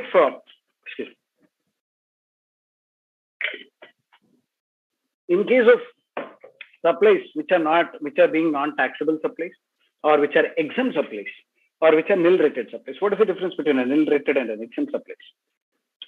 So, exempt supplies are those which are straight away exempted under GST Act, whereas in case of nil-rated supplies are those supplies where, by way of a notification, the government have specified that these services or these goods are out of the purview of, are not taxable, and by way of an exemption notification, these were exempted. So there is a thin line of difference between an exempt and nil-rated supply, on which if you are making any supplies of this sort, that is outward supplies, then any procurements made against these outward supplies are specifically not available, where you should not avail any kind of an ITC. So what is the mechanism? If you see the note that I have mentioned, attribution of ITC to be made as per the manner specified in ITC rules. What does the ITC rules talk about? If you see GSTR 3B written as well, there is a specific table which also says what is the ITC that you reverse under rule 42 and 43. The mechanism, the gist of that rules are specifically mentioned here. 1, if you are making any procurements, or if ITC is very much specific to a taxable supplies, then it can be fully availed. If it is not for a taxable supplies, if it is an exempted supply, then ITC shall not be availed. That is, any specific ITC or any specific procurements pertaining to a taxable, you can fully avail the ITC. Any specific ITC that is specific to exempted supplies or a non-GST supplies, then it should not be available. Now, there can be a chance where ITC can be a common. Let's say, for example, I have a client who's a supermarket client, okay, and he supplies both. He has got both taxable and non-taxable supplies. Okay, in case of that, if he purchases an AC for that matter, and he fixes up the AC, and any credit he has incurred on that AC, is it liable to? Can he take the entire ITC of that GST purchased on that AC? Now the question comes is, it is a common credit. Why is it common? Because it is used both for taxable and non-taxable supplies, that is exempted supplies. So when he's making a taxable and non-taxable supplies, then he has to apportion or avail the ITC basis the proportion of proportion in the ratio of eligible ITC that is pertaining to the taxable supplies. That means he can only avail he can take what is the taxable supplies divided by exempt supplies. Taxable supplies is to exempted supplies. Only to the extent of taxable supplies in the ratio of taxable supplies, he can avail the ITC credit. Now, in case of ITC, there is another important concept, which is nothing but a blocked credits. And why is this important? This is important because in your 2B, there can be a lot of credits that can fall, that can actually get populated, whether it is eligible, whether it is ineligible, whether it is partially eligible or partially ineligible. It gets reflected in your 2B because that the other supplier is a registered person and we are a registered person. Whomsoever is supplying us can I mean the supplies can be ineligible supplies. And what are those ineligible supplies which are to be taken care? At the time of reconciliation, we'll have to be very mindful. Not only that it is matching between my purchase register and my GSTR 2B, you should also evaluate whether these services are eligible or ineligible is very much important. Now the question comes here. Let's say I'll take a small example where a company purchases a motor vehicle, and let's say it's a car. Okay, let's say Fortuner car the company purchases, and the vehicle dealer raises an invoice on our client's GST number, and this gets reflected in GSTR 2B. Now the question comes here. It matches as per my purchase register, and it also matches as per my GSTR 2B. Now the question comes: will I be eligible to take this credit or not? I will say no. You are not eligible to take the credit because GSTR 2B doesn't facilitate with this mechanism of whether it is eligible credit or ineligible credit. This is individually we will have to, at the time of reconciliation, everyone has to specifically ensure to see what is the purpose for which these goods have been procured for and whether it is eligible or ineligible. The car that has been purchased, if it is less than 13-seater car, or a motor vehicle that he purchased, if it is less than 13-seater, then it is straight away ineligible as per section 17(5) of GST Act. Along with that, there can be a general insurance, there can be a servicing, there can be repairs and maintenance. Everything is ineligible. Now comes another question where a company purchases a motor vehicle, which carries the passengers, let's say, for example, their employees. In such case, can they be eligible to take the credit of it? Yes, they will be eligible to take the credit of it because it is for the transportation of passengers. So ITC on a motor vehicle is availed in only specific cases. That is either for transportation of goods or for further supply of vehicles or for further transportation of passengers. Let's say, for example, in the same example, a Toyota car is Toyota manufacturer has supplied the goods to a dealer. Okay, he is supplying Toyota cars to a dealer. Can the dealer avail GST credit of it? Yes, the dealer can avail because he is further supplying such vehicles, and the dealer further supplies it to the customers. So the dealer, at the time of getting the car from a manufacturer, can actually take the GST on such procurement, and it varies from business to business. One has to definitely analyze from a practical standpoint at the time of filing GSTR 3B and at the time of making a reconciliation. Now, the second important point is life insurance and rent-a-cab. So in case of life insurance and a rent-a-cab, it is allowed only when it is mandated by law. Now, the question comes here is, there are certain states which allows, in which a law has been mandated where it says that the companies have to provide a cab to women employees, who are working in the late night shifts.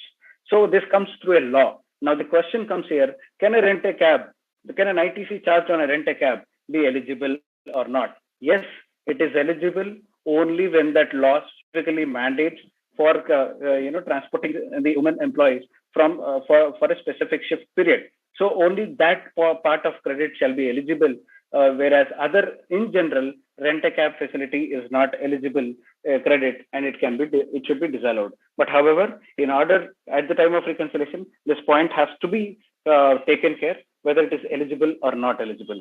Similarly, in the case of life insurance. Now, coming to the third point, where it says that there are food and beverages, outdoor catering, beauty services, health services. Let's say, for example, we have water vendors or a coffee vending machine vendors who actually provides a coffee vending machine or a water supply to the companies. In such case, he raises a bill with GST. Can we avail such credit? The answer is no, because it is purely for falls under food and beverages, or it could fall under outdoor catering, or it could fall under any other supplies between this food and beverages and outdoor catering. Now comes, in similar case, you have a gym. Let's say, for example, health and fitness center in your office, in a company, and the company procures certain material against it. Can the company claim such credit? No, it cannot, because it is clearly specified. Any membership or a health and fitness center, any travel benefits being provided to employees are never allowed under GST. These are ineligible credits. Now comes to the other point, very important aspect of availing credit in respect to construction activity, where most of our friends actually deal with on a day in, day out basis, which says that construction activity on own account. Let's say, for example, a manufacturer constructs a factory. In such case, can he be eligible to take the credit of it or not? Now, the question comes here, are we capitalizing the credit or not? If we are capitalizing the credit, then there is no GST credit that is eligible to the manufacturer. Let's say, for example, one can ask me a question. Funny, why can't, if we charge the entire thing into a P&L account, can we not take the credit of such construction activity?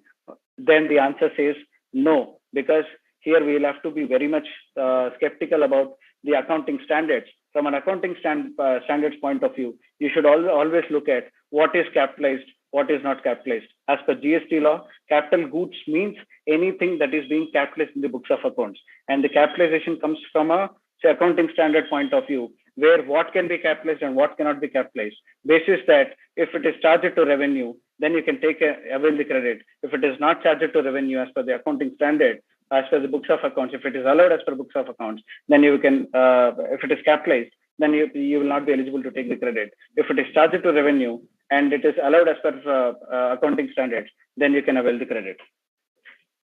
And goods or services used for personal consumption, anything that you purchase for personal consumption, ITC is not allowed.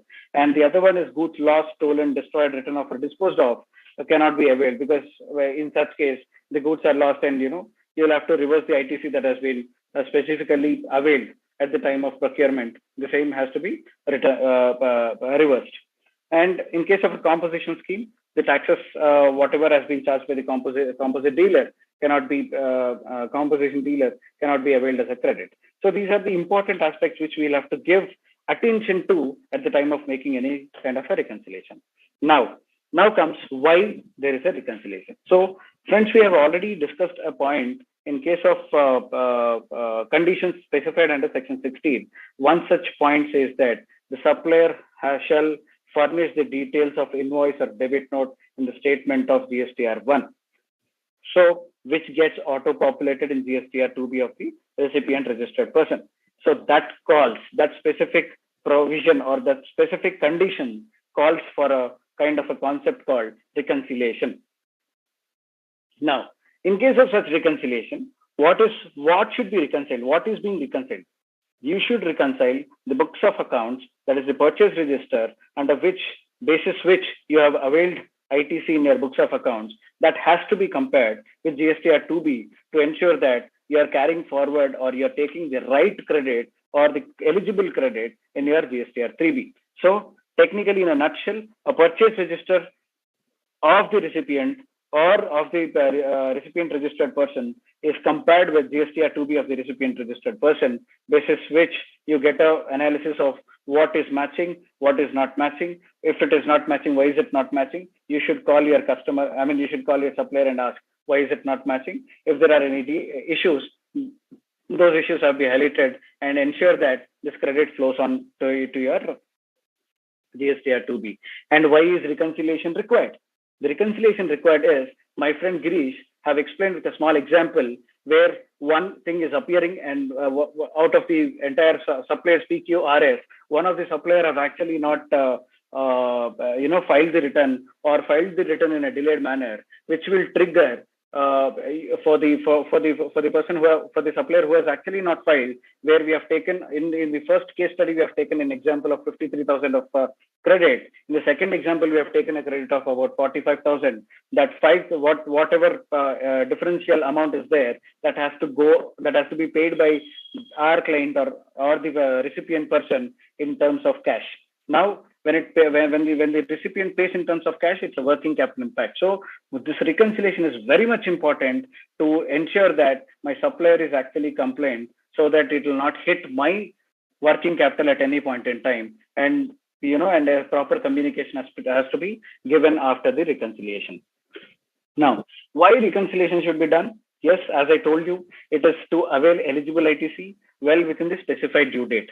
What is the specified due date here? As I specifically mentioned, for the year 21-22, the specified due date will be September 22. For the year 22-23, the specified due date will be September 23.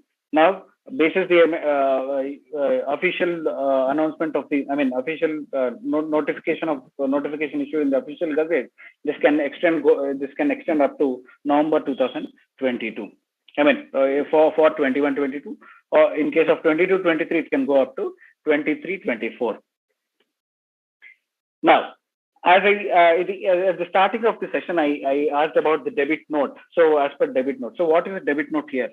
Even for issuance of a debit note, you have time till September 2022 in case of financial year 21-22. In case of financial year 22-23, you have time limit up to September 23. So what is a debit note? This debit note is a little different from the regular accounting debit notes.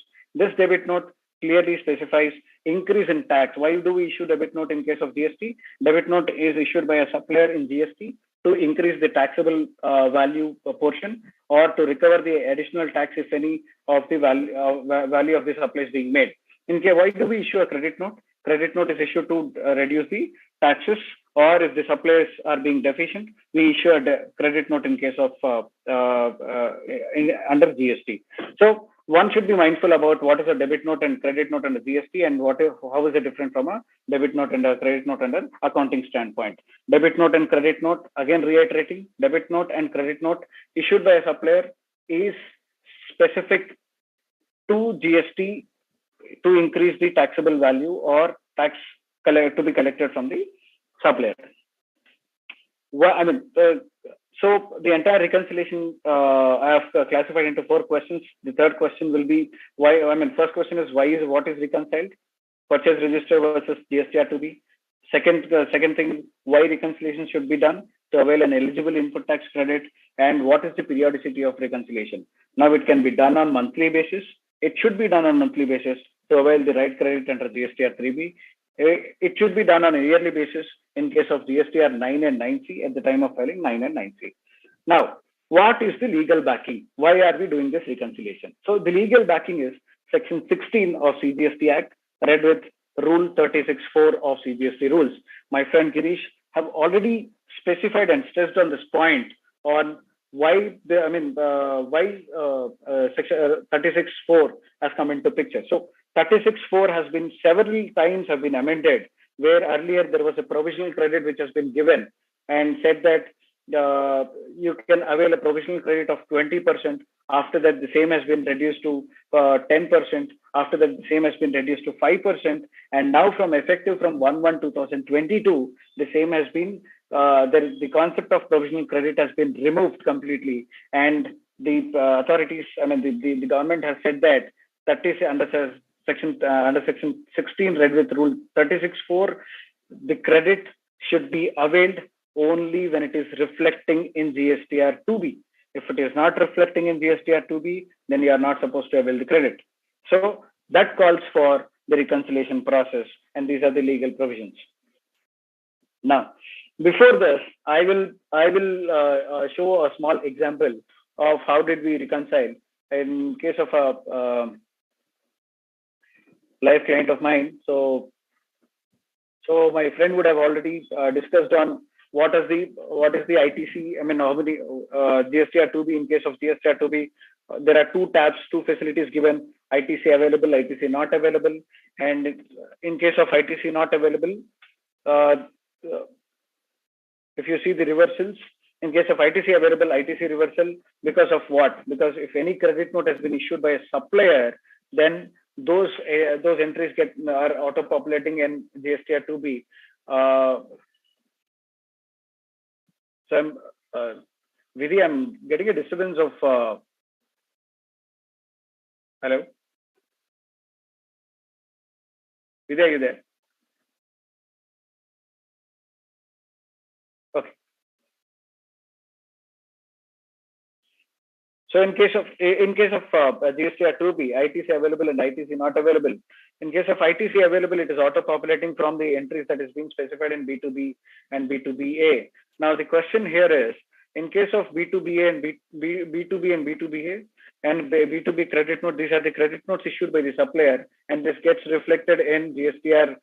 It is auto-populating in GSTR 2B. Now the question comes whether these credit notes have to be reversed in GST in the reversal portion. Now it should be we should be very much careful. First of all, has this been there is a mapping concept of invoice versus credit note have been removed a long time back on the GST portal, where this credit note against what invoice has been issued has to be re-verified with the respective clients, and ensure if the invoice has been taken into consideration at the time of availment, then the credit note should also be considered at the time of reversal.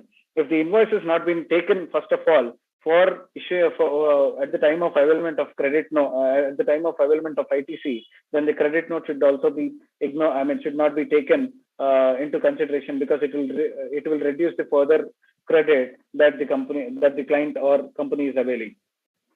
Now we have done a small exercise of how do we reconcile.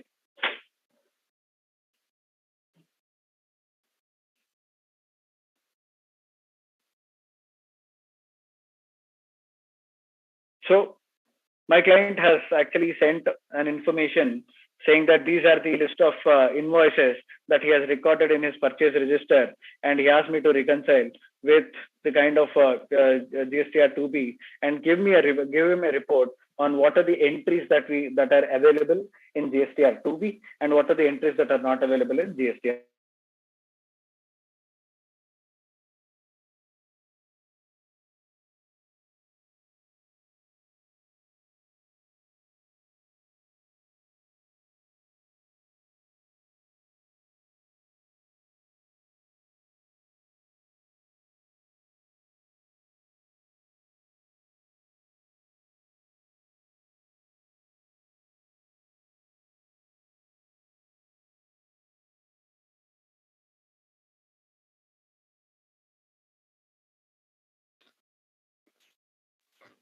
No voice, sir. Pani sir?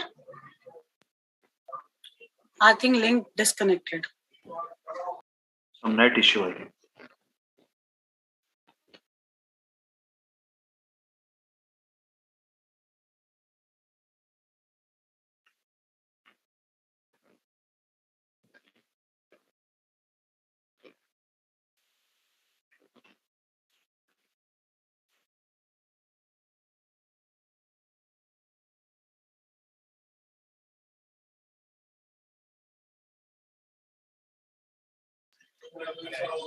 He's joining, rejoining.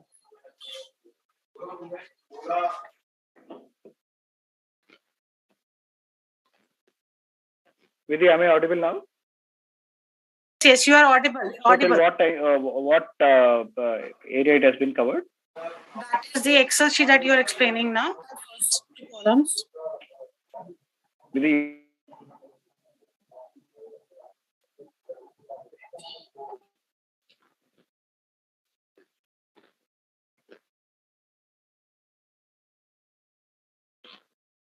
Pani sir, please continue.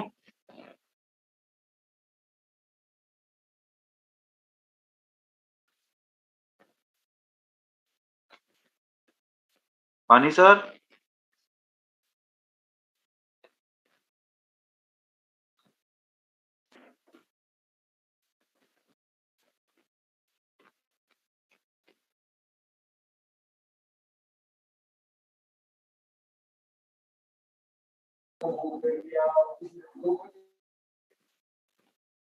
Pani sir, are you there? Sir, I'm there. Am I audible? Yeah, you are there. Please kindly continue.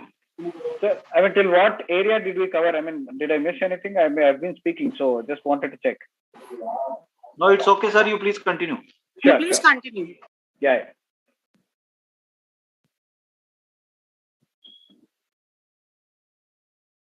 So with reference to the GST reconciliation that we are doing, this is the purchase register that has been given by my one of my clients, and they asked us to make a record and give them a report on what is available in GSTR 2B and what is matching, what is not matching. Is there any difference in the value of input tax credit? Is there any difference in the taxable value, or is there any difference in the tax value, etc., etc.? So what is for the basis of this reconciliation? You will have to pick up a valid or unique ID. So what could be the unique ID? So the unique ID will be the GSTN number and the combo of the invoice number. So if you can pull out the unique ID, I mean, combine the unique ID of GST number and invoice number, and in the similar way, you also do it in the for the month of May 2020. I mean, for the GSTR 2B, you arrive at a unique ID of by concatenating the entire GST number and invoice number. So you get a concatenate. I mean, you'll have to put a concatenate formula and get an understanding of what is the unique ID. Now, this unique ID will be compared with the unique ID that you have done. I mean, that you have created in your purchase register. The unique ID in purchase register goes and validates by putting up a formula of X lookup or V lookup or whatsoever it is, and you actually verify whether these entries are available in GSTR 2B or not. In such case, you will get to understand if they are available. You will get these invoices get picked up. Now there can be another issue where the invoice number is recorded in a different manner in case of a purchase register, and the invoice number gets recorded in a recorded in GSTR 2B in a different manner. Then how to deal with that issue? So then you will have to again go back to the entire unique ID, understand what are the entries that are not available. From a vendor to vendor analysis, you'll have to map it and then understand, is there any difference in the invoice number?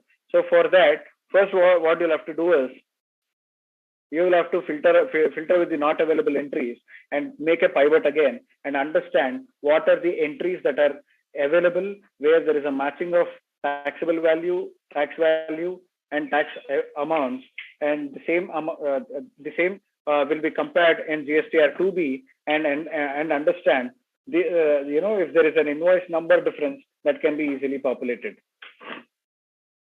So what we have done is, as a value addition, we can also give them to understand if the credit is rightly matching or not, or if the value is correctly matching or not. We've also picked up what are the entries, what is the taxable value, what is the IGST, what is the CGST, and what is the SGST that is reported in 2B, and we have got the 2B entries also in this, and where we understood that there are certain entries where there is a difference.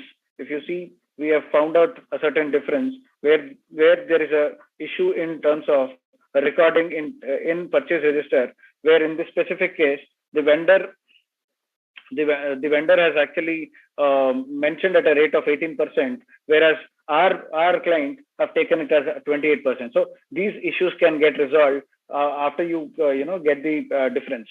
So how do we reconcile? Step number 1: take a purchase register. Create a unique ID by concatenating the GST number and invoice number, and similarly take up GSTR 2B. It can be a consolidated 2B because there can be rollover of entries from April, and so take a consolidated GSTR 2B from a portal and reconcile. Make a unique ID in GSTR 2B. Compare these two unique IDs, both from a purchase register and a GSTR 2B point of view, and get what are the common entries which are available and understand what are the common entries that are not available.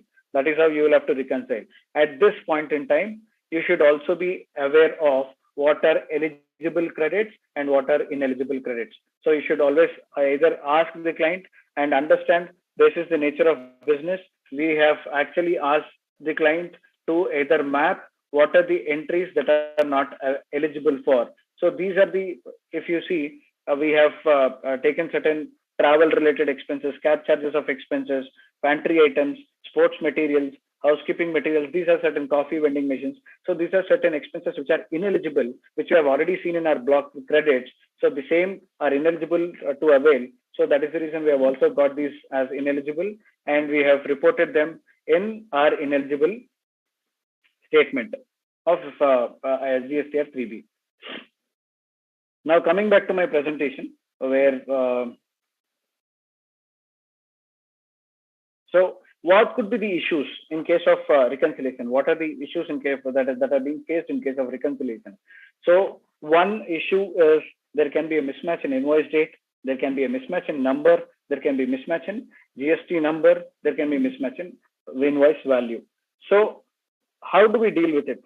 At the time of reconciliation, we will have to compare and understand and see what is the invoice date. If it is an invoice mismatch, then you can easily get it, basis there, you can get it basis the comparison of, reconciliation procedure that I've explained before, and basis that you can understand whether it is an invoice. It's it is a huge, humongous task to understand what is the difference in invoice value, invoice date, and all. And basis the basic reconciliation procedure, you will be able to understand what could be the difference. And coming to the another issue is invoice value mismatches due to invoice date and number. Invoice date and invoice number doesn't match, which I've already explained. And issuance of credit note and debit note not being considered, there can be a mismatch in the value of invoice. Okay. And the third point, the another point is in case of a difference in rounding off, there can be minor differences which can lead to, because in case of accounting, the recipient can round off in a different manner, whereas the supplier can round off in a different manner. This is that there can be a difference in the invoice value, and that has to be seen and understood whether there is a difference.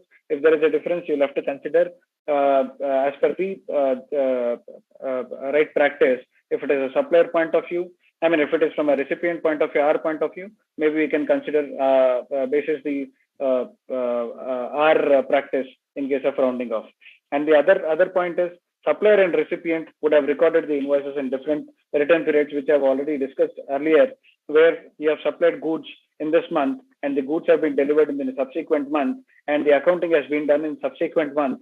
That is, May month you have raised an invoice, June month you have raised your supplier have raised an invoice in the month of May, and in the month of June we have received the goods, and in the month of July we have accounted after clearing of all the procedures from an accounting standpoint, and we realize that when should we avail this credit?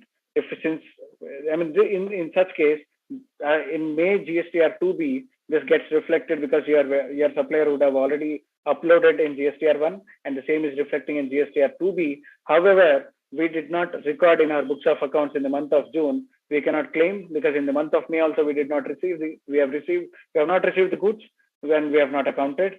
So we cannot take the credit in the month of May. Similar way, in the month of June, we have received the goods and we have not accounted the goods, and hence we cannot take in the month of June.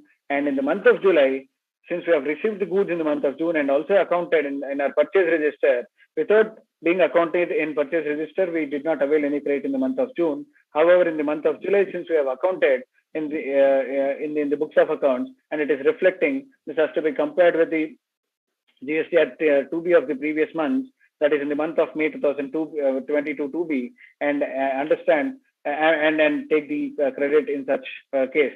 So the credit that can be taken only in the month of July 2022, but not in the month of May 2022. Now comes the other our final topic with reference to the reporting of this ITC. So at the time of reporting of this ITC, table 4 of GSTR 3B talks about reporting of ITC, and the table is displayed like this, where what is the ITC available, whether in full or part. That is, what are the categories? It has been categorized into 5 different categories. 1, import of goods. 2, import of services. Both of these IGST shall be leviable, and we will take import of goods. Out of our 2B, we can get a understanding whether a bill of entry has been filed, the bill of entries get reflected in GSTR 2B. You will have to check as per GSTR 2B and C, and also see if your purchase register also consists of the bill of entries, and accordingly we can take credit of import of goods. Now the entire purchase register is classified into various credits. I mean, that is whether it is an import of goods, whether it is an import of service, whether it is ISD credit, whether it is any other credit. So in such case, we'll have to classify the entire input tax credit, the purchase register and the eligible matched ITC into these 5 classifications. One, import of goods, you will have a bill of entry for this. For import of services, it is RCM that needs to be paid, where a self-invoice has to be raised by the company and avail the credit. And inward supplies liable to reverse charge mechanism. In case of reverse charge mechanism, we would have already made as a payment in the outward tax liabilities in table 3, where we would have clearly mentioned saying that this is the tax liability that we are paying under RCM. The same thing can, the same credit can be coming in table 4, and there can be a difference where you paid an RCM of 100 rupees and you come back and take only 20 rupees of it and reporting it in table number 4. So in case of ISD credit, any distribution being made by head office or ISD registration to other GST registrations, then the same shall be reported in this row 4A4. In case of all other ITC, it is, since the specific credits have already gone, in case of all other ITC, it is the general credit that we actually get from any of the normal suppliers. So those credits shall be reported in 4A5. In case of ITC reverse, this is very critical topic which I have specified.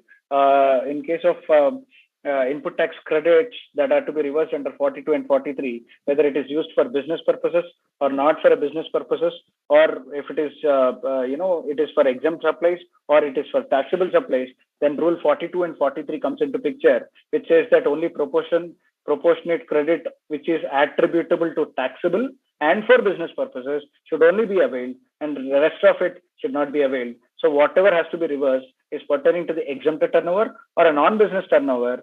Supplies, ITC procurements made towards non-business turnover or a exempted turnover, which has to be reported in this specific column of, the specific row of 4B1. In case of others, if you see our GSTR 2B, it is very clearly specified that other, in case of ITC reverse under other categories, if there is any credit notes being issued, all the credit notes have to be reported here. Maybe I'll take in the other slide where it says that the following scenarios can come under the ITC reversed under others category. 1 can be a credit notes issued by the supplier. 2, any payment not being made within 180 days should be reversed in this row, and any credit which has been excessively availed in the previous return, where instead of taking 100 rupees, if a vendor, if a recipient or a client have taken 500 rupees, then the rest of 400 has to be reversed subsequently, has identified, and it has to be reversed subsequently in this specific column. So the others column others category consists of credit notes, any reversals to be made under 180 days, any excess credit that was availed in the previous month. So these 3 are to be specified in 4B2. Now comes the ineligible ITC, which clearly talks about what is the ITC that is ineligible. So this ineligible ITC specifically 4D is just for an informative purposes. It has got nothing to do with availment of credit. But however, it is very much critical from a government standpoint and a tax authority standpoint, where in case of any ineligible credits, as seen in our example, there are certain ineligible credits which have been specified. Those ineligible credits have to be reported in this specific column. It is just for an information. We are not removing anywhere in 4B. We are directly showing that ineligible credit in 4D, and so that the government understands that we have not claimed any ineligible credit at the time of availment. We are directly showing the ineligible credit in 4D row. That is ineligible as per section 17.5. So which is nothing but the blocked credit, which we discussed here. So over to Vidhi. Are there any questions? Maybe we'll take up the questions. Thank you, Vaniji. Now come to the question and answer session raised by the students. Yeah. First question is,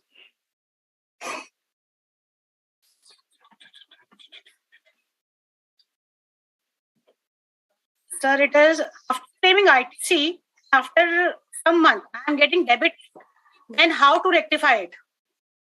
This is a question from Pune. Sorry, come again. Student is asking, after claiming ITC and after few months, he is getting a debit note. Then how to rectify it? Okay, so here I'll tell you two possibilities. Debit note, I understand it is a debit note from a GST standpoint. If it is a debit note, that means there is an increase in value of taxable value has been increased, and hence to the extent of debit note, he can actually avail the credit. From an accounting standpoint, if you see if it is a debit note, I understand it's a purchase returns.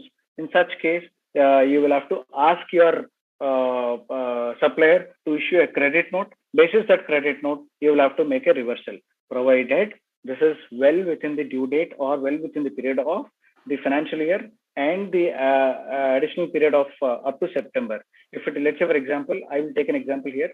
In let's say for the financial year 2021-22, if you have received this kind of a debit note, then you can make an adjustment subsequently up to September 2022. Let's say, for example, if this is a debit note which is pertaining to the prior period, that is 2021, for which the period has been expired in the year September 21. After September 21, if you receive, this cannot be made any. There cannot be any adjustment that can be made in this. It is a simple financial credit note or a debit note that has to be issued. Plus, this clarifies. Thank you. Next question is, the question is from Mumbai. Can they take all the credit as per GST 2B? No. So here the catch is, you'll have to understand what is the credit. Just because a credit is reflected in 2B, you cannot avail the entire credit. We will have to understand whether the same is recorded in our books of accounts, whether the same is available in our purchase register. Without you making any entry in your books of accounts, you'll not be eligible to take such credit. So first of all, in your books of accounts, there is no entry at all. How can you actually see GST 2B and take a credit? So it is not acceptable. It is not acceptable by law. In principle, it is not acceptable. Okay. Next question is from Bhuvaneshwar. Student is asking, reverse charge mechanism credit can be availed in same month or subsequent month of payment of GST under reverse charge mechanism. Wonderful. So since you are paying in the same month, you can. There are two practices. Practical point of view, I will tell you. There are two possibilities, two practices that are being followed. There are certain group of clients or people who follow to take the credit in the same month because they pay in the same month and they take in the same month. Let's say, for example, in the month of May, when you're paying paying tomorrow, that is June 2020, they will take the credit immediately, whereas certain people can take the credit in the next subsequent month because they pay in this month and take a credit in the subsequent month. Now you can ask me why this practice, because this is the practice that is prevailing from service tax point of view, where in service tax they used to pay in the previous month and take the credit in the subsequent month. The same practice has been followed by a lot of people in GST as well. However, there is no restriction to avail the same credit, RCM credit in the same month itself. And subsequently, another important point is, in case of RCM, you can avail up to September 2022 because there is a time limit to avail the credit as per section 16 and the rule 36(4).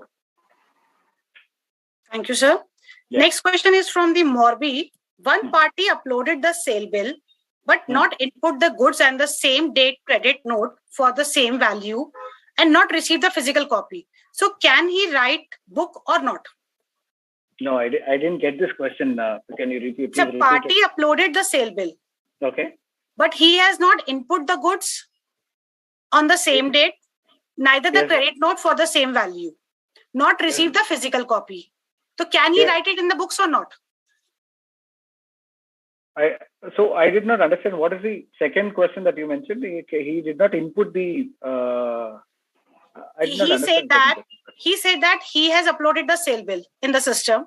Okay. He has not input the goods. Input the goods not received inputs the goods, and the same date credit note he has received it of the same value, and not received the physical copy of that bill. So still he can write the books or not? He can write the books in the sense. So I think. Okay, I asked the student, that is Rakesh Kumar. He can write the question to us. We'll try and clarify it. Because because of the language, I think there is a issue with the language. But anyways, we can take the question separately over an email. Sure, we'll do that.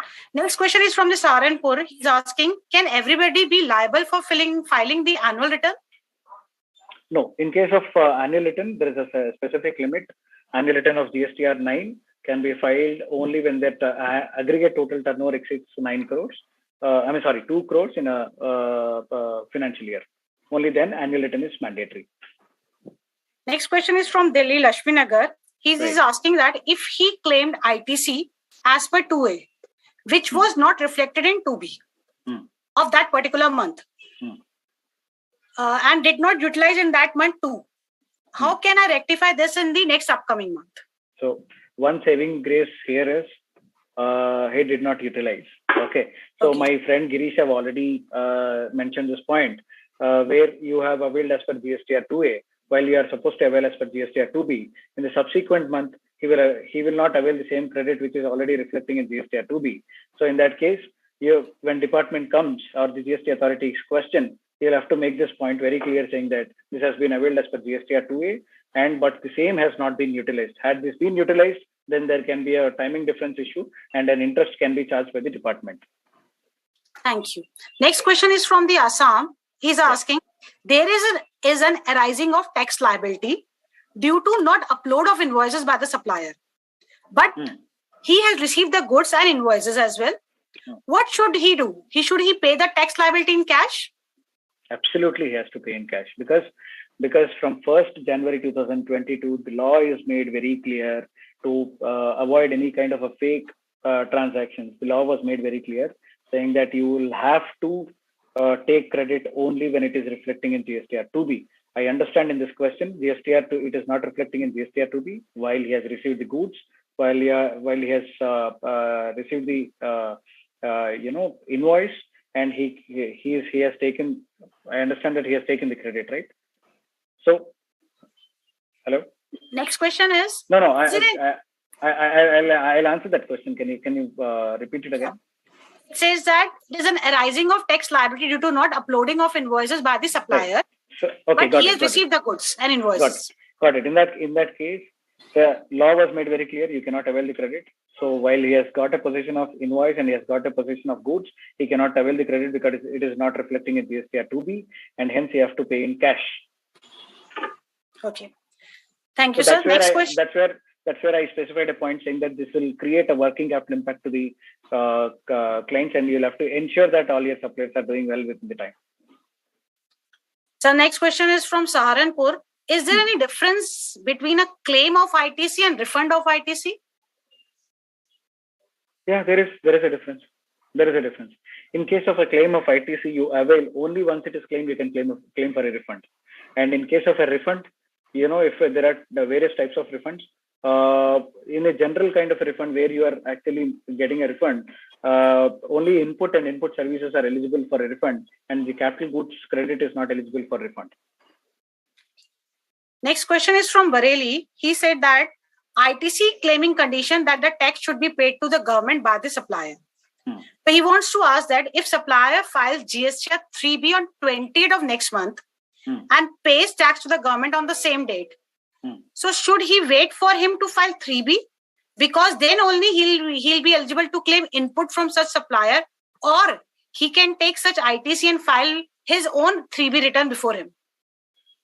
In such case, he can take his own credit and he can go ahead for filing of GSTR 3B. He need not wait for the other supplier to file 3B. See, the other supplier, it's only about GSTR 1 that has to be filed and ensure that he has paid the tax. Let's say, for example, there are notices which are also coming where GSTR 1 has been filed and 3B has not been filed. And it is clearly specified in GSTR 2B such that this guy did not file GSTR 3B or he has not made any payment of tax. Subsequently, there are notices which are coming up. At that point in time, there can be questions from the department. So whether we can take credit on asset purchase such as car, bike or so? No, in case of a car and bike, you cannot take because it's been clearly specified. If it is less than 13-seater in case of a car and a motor vehicle, which is two-wheeler, you cannot avail any kind of a credit. It is strictly ineligible. It's a blocked credit. Next question is from Delhi. For section 17, the value of exempted supplies included reverse charge mechanism. Sale of building or sale of building subject to clause of paragraph 5 of schedule 2. He has not written the question. Okay. I go to the next question, that is from the Kolkata. What is the difference between 3B and 3C? Sorry? Difference between 3B and 3C. 3C. Okay. It is not a relevant question. So should we move to the next question, that is from the Pune? Yes, if the vendor purchase goods from supplier and partly make the payment less than 50%, but he make the remaining payment after 180 days, then that case, is he eligible to take the full input tax credit? In case of full input tax credit, let's say, for example, I'll just modify this question for a larger group. In the month of May, he has received the ITC. I mean, he has procured the goods, and 50% has been made initially. And you can take the credit up to 180 days. There is no issue. After 180 days, you will have to reverse the partial credit and along with interest. And because the payment has not been made on 188th day, so the credit what has been availed in month 1 after 6 months or 180 days, he has to reverse that credit. And as and when it is paid, the part payment is made, then they can actually re-avail the credit. Hope this is clear. Sir, next question is from Vijayawada. He's asking that if company purchases a car which is used by the director for traveling purpose, for official traveling, in that case, we considered input tax credit as eligible credit? First question. Or if it is that so, will ITC and ITC is not capitalized in that? Firstly, this specific credit is not eligible. You cannot avail such credit. So the second question is not valid. Obviously not. Next question is from Pune. Vendor purchased the mobile phone with the name of business, which is a GST firm. Then in that case, can he take the ITC for the same? He can take the credit, but only point here is tomorrow when department asks any questions, raises any questions on such purchase, then you will have to justify that whether that mobile is being used for official purpose or personal purpose. So that justification will become an issue. So he can avail the credit. This is again a repeated question. I think you have already answered it. Now I go to the next question, that is a Gurugram, from the Gurugram student. In the month of June 2022, invoice showing for March 19 in GSTR 2A and May 2022 in GSTR 2B. Should he take the credit of this or ignore GSTR 2B data? So May 2022, he is getting a data pertaining to March 2019. Right? Yes. In June 22, it's showing for invoice GSTR of the month of March 2019, that is 2 years back, in GSTR 2A, and May 22 in GSTR 2B. So should he take the credit of this or ignore it? He should ideally ignore that credit because it is way out of the due date. So we cannot stipulate the time is already passed, so he cannot avail that credit. His question from Hyderabad. Clients will getting bills, but it is not showing in that particular month. So what should they do? So clients are getting bills, but they are not showing in the particular month. GSTR. So as and when it shows in GSTR 2B, then only he will be eligible to take the credit. So he's liable for paying the tax? He's liable to pay the tax. So the question the other person have asked, cash liability arises. If it is not possible for the management to match the 2A and 3B, that question is from Kolkata, then can it be take ITC below of 2A and 3B? No, come again. Why is it not possible to match? If it is not possible for the management to match 2 and 3B for any reason, then can it take ITC below of 2 and 3B? I think it is taking forward for the ITC, input tax credit. The input tax credit has to be taken as per 2B instead of 2A. So then they'll have to follow 2B. As per 2B, they'll have to avail the credit. Next question is from the Pune. He's asking it, can we issue credit note to the customer without GST for rate rectification other than goods return? If it can be, then under which section and which notification? Credit note without GST is what he says, right? During the rate rectification. Rate rectification. So in that case, you'll have to issue under, first thing, in case of a rate rectification, he cannot issue, he'll have to issue a credit note. I think it's a downside rectification, and he has to issue a credit note under section 34. Does this clarify? I mean, maybe you can ask the person to give the details. So he's from Pune, Yegesh Alokar. You may write first. We'll ask the detailed question from the sir and revert to you. Right. Next question is from Delhi. Whether the GST paid by the registrar recipient under reverse charge mechanism if goods and services are procured from unregistered supplier? Is it only goods or is it goods and services? It's goods and services, both. Goods and services. RCM is applicable on list of specified services and RCM is applicable on list of specified goods. Only in those cases, RCM shall be applicable and they can take the credit of it. Not on every unregistered procurement. So next question is from Patna. He's asking, can we take excess input tax credit on RCM and can we reverse it? If it's so he needs an explanation for that. Well, how can we actually take an excess credit unless you have not paid? So first you'll have to pay to the government and then take a credit. So where does the chance of excess credit, excess RCM credit comes into picture? So this is the last question for the session. Okay. I think the student have not raised the other questions afterwards. That is from Sangrur. Whether ITC available on membership of any respective business association, such as medical manufacturer, for any medical association. Yes, they can. They can. For example, they can take the credit. There are a lot of membership forums where you actually procure that service for certain kind of benefits. So these membership fees, let's say NASCOM or any CapExcel or PharmaExcel or whatever it is, whatever memberships that you take, that should be an eligible credit because it is for the purpose of business. In the furtherance of business, it can be taken. Okay, so thank you so much, sir. Thank you so much, the entire team, for giving me this opportunity, and thank you for the patient listening. Thank you. Thank you. Now, good afternoon, everyone who all are present virtually over here. Our Honorable Chairman, C. Sushil Goyalji, our Vice Chairman, Sridhar Mupalaji, and the keynote speaker, Sri Hansraj Chugji, and all the participants. It is such an honor for me to get an opportunity to thank all of you on the behalf of Student Skill Enrichment Board of Studies Operation. I extend a warm welcome to the students present online in this webinar. I would like to express my gratitude to all the eminent speakers, CA Girish Kulkarni and CA Fani Kiranji, for their presence and contribution to make this webinar a great success. I would like to thank you for inspiring and encouraging us with your words and enhancing our knowledge via a wonderful and informative session.